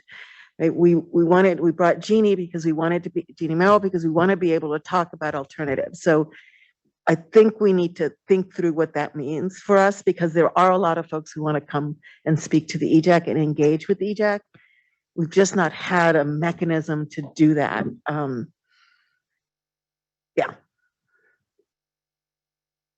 And we definitely can't do it all, as we've heard multiple times. So again, with equity of airtime, I want to encourage any EJAC members on the Zoom who would like to weigh in on what we discussed September 14th under these 4 items. Please raise your hand if you'd like to speak. Anybody in the room have thoughts or comments that you want to share from your prospective work groups? And I see in the Zoom Jill, so we'll go to Jill first. But again, if you're in the room, please raise your 10 card. Hi, I just want to make sure that I'm included on the Zoom invite for the natural working lens, because I didn't get that this time. Or I lost it somewhere. Yes, Jill, we'll make sure that you're on there and you get it. Fill out NAACP, EPC. Jill? Like that, she'll be fine.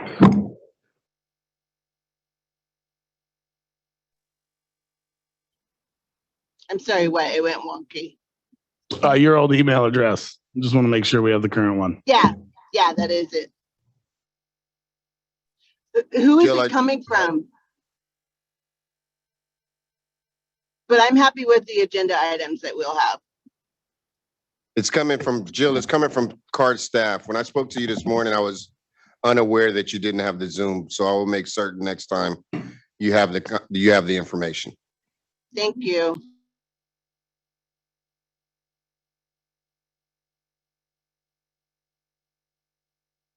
All right, so if there are no other comments or recommendations from EJAC members, I see that Deldy has her tent card raised, so we'll go to her next.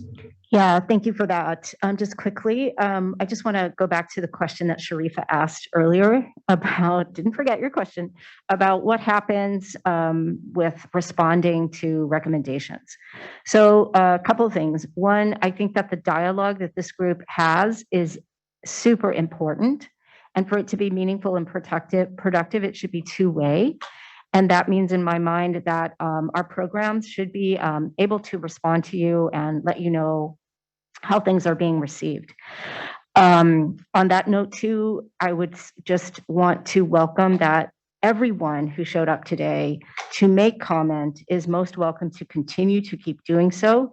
This is a public body. This is why we talk about Bagley Keene all the time. It is to benefit the public and to make sure these conversations are transparent. And then finally, I would say for making sure there is a response from EPA, from CARB, that anytime there's a rulemaking process, for example, in the LCSF rulemaking process, that any comments that the EJAC prepares, its resolution, its comments, should be also submitted in the actual record for that rulemaking, and that then requires a response from CARB. That's it. Thank you. Could I ask a clarifying question? Sure. So are you responding to me talking to the public commenters, or are you talking about when I asked earlier about both the, okay. What about the life cycle analysis that they asked about? Is that different? So that's my point is that if you want a response, if an actual required response is to make sure that your comments have to do with the life cycle assessment, and anything else that you think is important should go into the rulemaking process as formal comments. And then that requires a response from CARB. Martha Dina has a follow-up. Oh, you put, well, I'm going to take girl privilege and go before Luis. I'm really confused by that. Because we have, as an EJAC, that is an official body, that an advisory body, submitted extensive comments on the scoping plan, none of which have been answered. And so the ask around life cycle assessment has been made in every single EJAC recommendation. We've never gotten, and maybe I missed it, could happen, I got a lot of emails, I don't remember a response. And so I you know, it's just a little bit hard to hear that. I'm sorry, Martina. I'm reporting back what I wanted to research this, and I got this from our legal office. For any rulemaking process, like for the low carbon fuel standard, which is a rulemaking process, putting your comments in the record requires CARB to respond to them. That's all I'm trying to say. Okay. All right.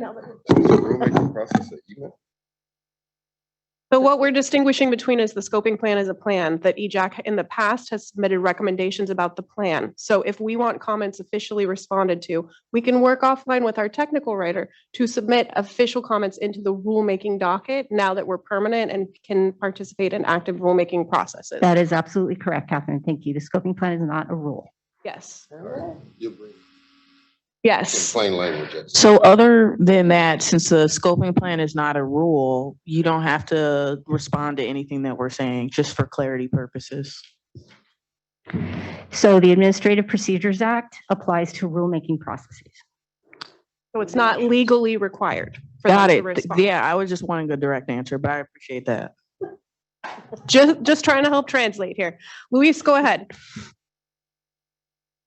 I just wasn't sure. Is it appropriate to talk about the Bagley Keene at this point? I mean, or yeah, can we just bring up general? Is it about the September 14th joint meeting with the CARB board? Right, I just want to get clarifying questions. Okay, go ahead. I can wait. Yeah, I mean, this is pretty much our last item, other than going to public comment and having wrap-up comments. So I'd say if it's something important for us to address today, please go ahead. Yeah, I guess I would like to, well, why don't I just summarize it this way? I like to, so we don't get into it. I would like to see if CARB, as a courtesy, can provide a summary as to why co-chair Jefferson's motions and the fact that it was noticed. It's having trouble understanding it because I was consulting. Someone says it looks all legit, bona fide. So it just, because it just didn't make sense. So I would love to, you don't have to do it now, but if there was an email written, because I think it's a fair ask. I think in the past has been said that legal isn't here for the state advisory, environmental justice advisory committee, that's only here for the board. So, but it always has an opinion after the fact.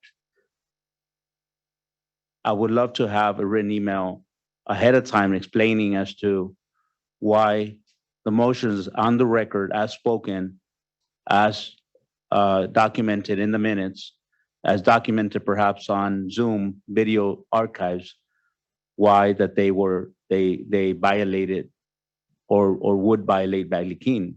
I understand the first one was improperly notified. The second time it was properly notified. So I think that all this causes confusion. So it'd be great to have it documented because that's the only way we can, that's all this is talk, right? If there's legal opinions, they need to be documented. And we need to get emails explaining that. Thank you. You're most welcome, Luis. And I did send on July 31st an email to the full EJAC based on advice from the legal office explaining why the original motion was problematic. And those comments still stand because the motion that was talked about today essentially is the same. So just if I could clarify, I think part of what we're looking for is an explanation of the distinction between having a motion that has to be formally agendized, which we understand is a requirement, and then being able to take up that motion. The requirement to actually see the written language beforehand was not something that I was clear that we had to do in order to take up an action item. So for me, at least, my clarifying question would be that part. At what point do we have to give you the written language? Is it 5 minutes before the meeting, a day before the meeting? We can do it in the meeting. That's what I would be looking for clarification on. But I don't want to put words in your mouth, Luis. So I don't know if you're also looking for additional information. Well, since Dally, you brought up that email, I actually wasn't going to share, but I do have a detailed response to every one of those bullet points or rebuttals that were in your email. It sounds like we're pressed for time, so I don't want, but I do have that. And it doesn't corroborate or it doesn't, there are, in some of those things that were written on that email, they're not necessarily, kosher when it comes to the legal. You're welcome to share that email with us, Luis. I have not seen it. Do we have time for that, or should we just, or for future? I'll look to the co-chairs. So I would say share. That it? Or like just send around a copy? Okay. So Kevin Jefferson is recommending it be shared via email. And I would also propose, we already agreed in tabling the earlier motion that a subgroup would form to talk out with CARB staff what some of the issues were. So I would also suggest that the discussion about that email and clarifying these procedural things also happen through that subgroup, and then that subgroup report back to the full committee, just in the interest of distinguishing between what we can take up as a full committee and what we have time for offline. And chairs, I just want to say my comments are because of that email that was sent to all of us, which is separate from co-chair Jefferson's request, right? We were brought into this because there was an email sent to all of us that defined or explained to us as to the why. So I have a response as to not 100% of that is accurate. So thank you.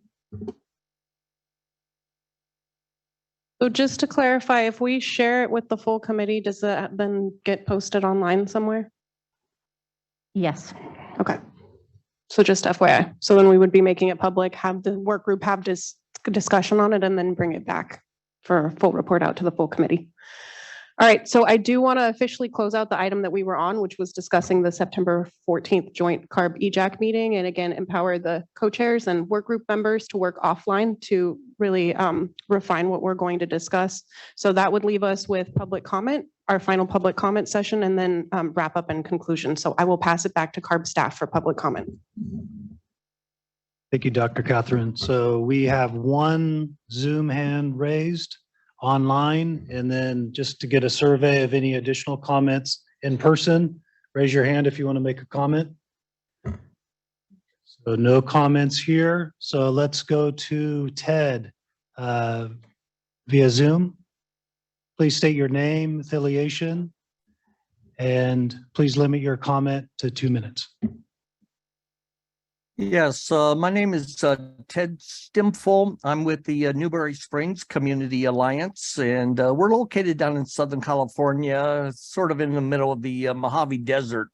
And we have an ongoing problem with blowing silica dust coming off of some industrial complexes, and would very much appreciate if the EJAC would consider including silica dust, which is a carcinogenic element in its future considerations. Thank you. Would you please send information, email information to us so we can follow up? Will do. Thank you. May I ask clarifying, are you talking about like mining material? No, what we have is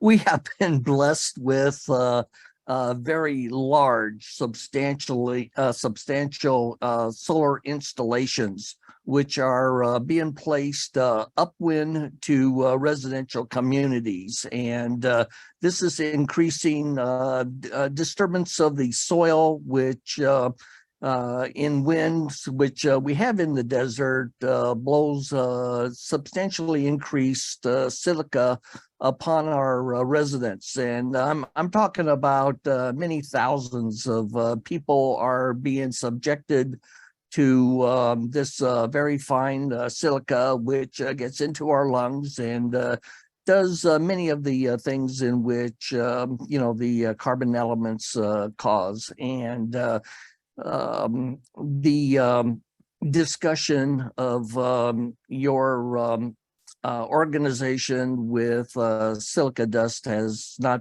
taken place, as it's been placed on more fuel-oriented elements. So if you could, start including us in the future, we would very much appreciate to be able to supply information to you.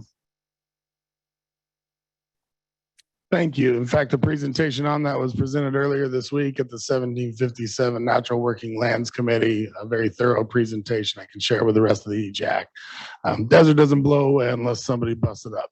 So putting in these solar fields has had really terrible impacts on local communities. So we have one more public comment, and after Jan, you provide your public comment, this will close the public comment period, and then we'll move on to closing remarks. Jan, please unmute yourself and provide comment. Oh, thanks. It's really a question. What time is the joint meeting on the 14th, and what is the address where people can send comments to the EJAC committee, advisory committee? The joint meeting between the California Air Resources Board and EJAC will be taking place Thursday, September 14th at 4 p.m. in Sacramento and via Zoom. And for the email address, I'll pass that to CARB staff. Where should they email? Sure, you can email comments to me at johnny.raymond@arb.ca.gov, and it's also on the EJAC webpage on the left side. Okay, thank you. You're welcome. And that concludes public comment. Jill, I see your hand is raised in Zoom. Did you have an additional comment? No, it's not raised on my end. Okay, perfect. Well, Well, that concludes public comment. Now I'm going to turn it over to Dr. Catherine for closing remarks. Yes, and thank you, Jan, for teeing up the friendly reminder that Thursday, September 14th at 4 o'clock is the planned joint EJAC CARB meeting, followed by our next EJAC meeting on Friday, September 15th. The public meeting will start at 1 p.m., again here in Sacramento or via Zoom. I just quickly again wanted to thank the committee, CARB staff, and all of the groups and experts who helped inform the dialogue today and shape the actions that we took.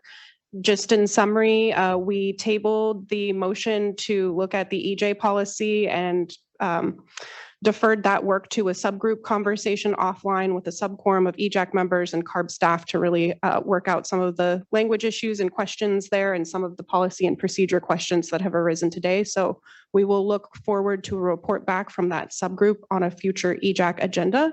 And then we also had a follow-up panel discussion on the low carbon fuel standard and adopted a resolution with an amendment, and that amended version will be posted and uploaded onto the CARB website by staff. Really want to appreciate everybody's time and attention today. And with that, I will pass it to Co-Chair Martha Dina.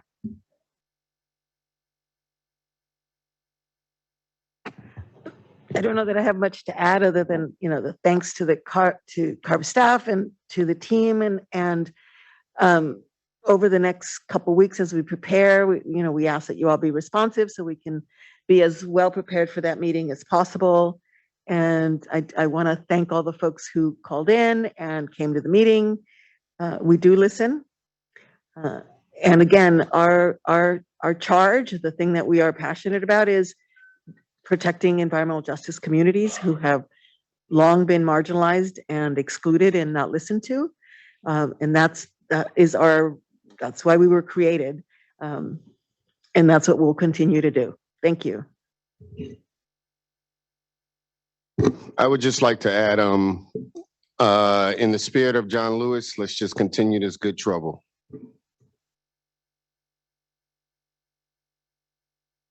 Thank you, everyone. So this concludes the meeting of the AB 32 Environmental Justice Advisory Committee. Thanks for tuning in and have a good evening. Adios.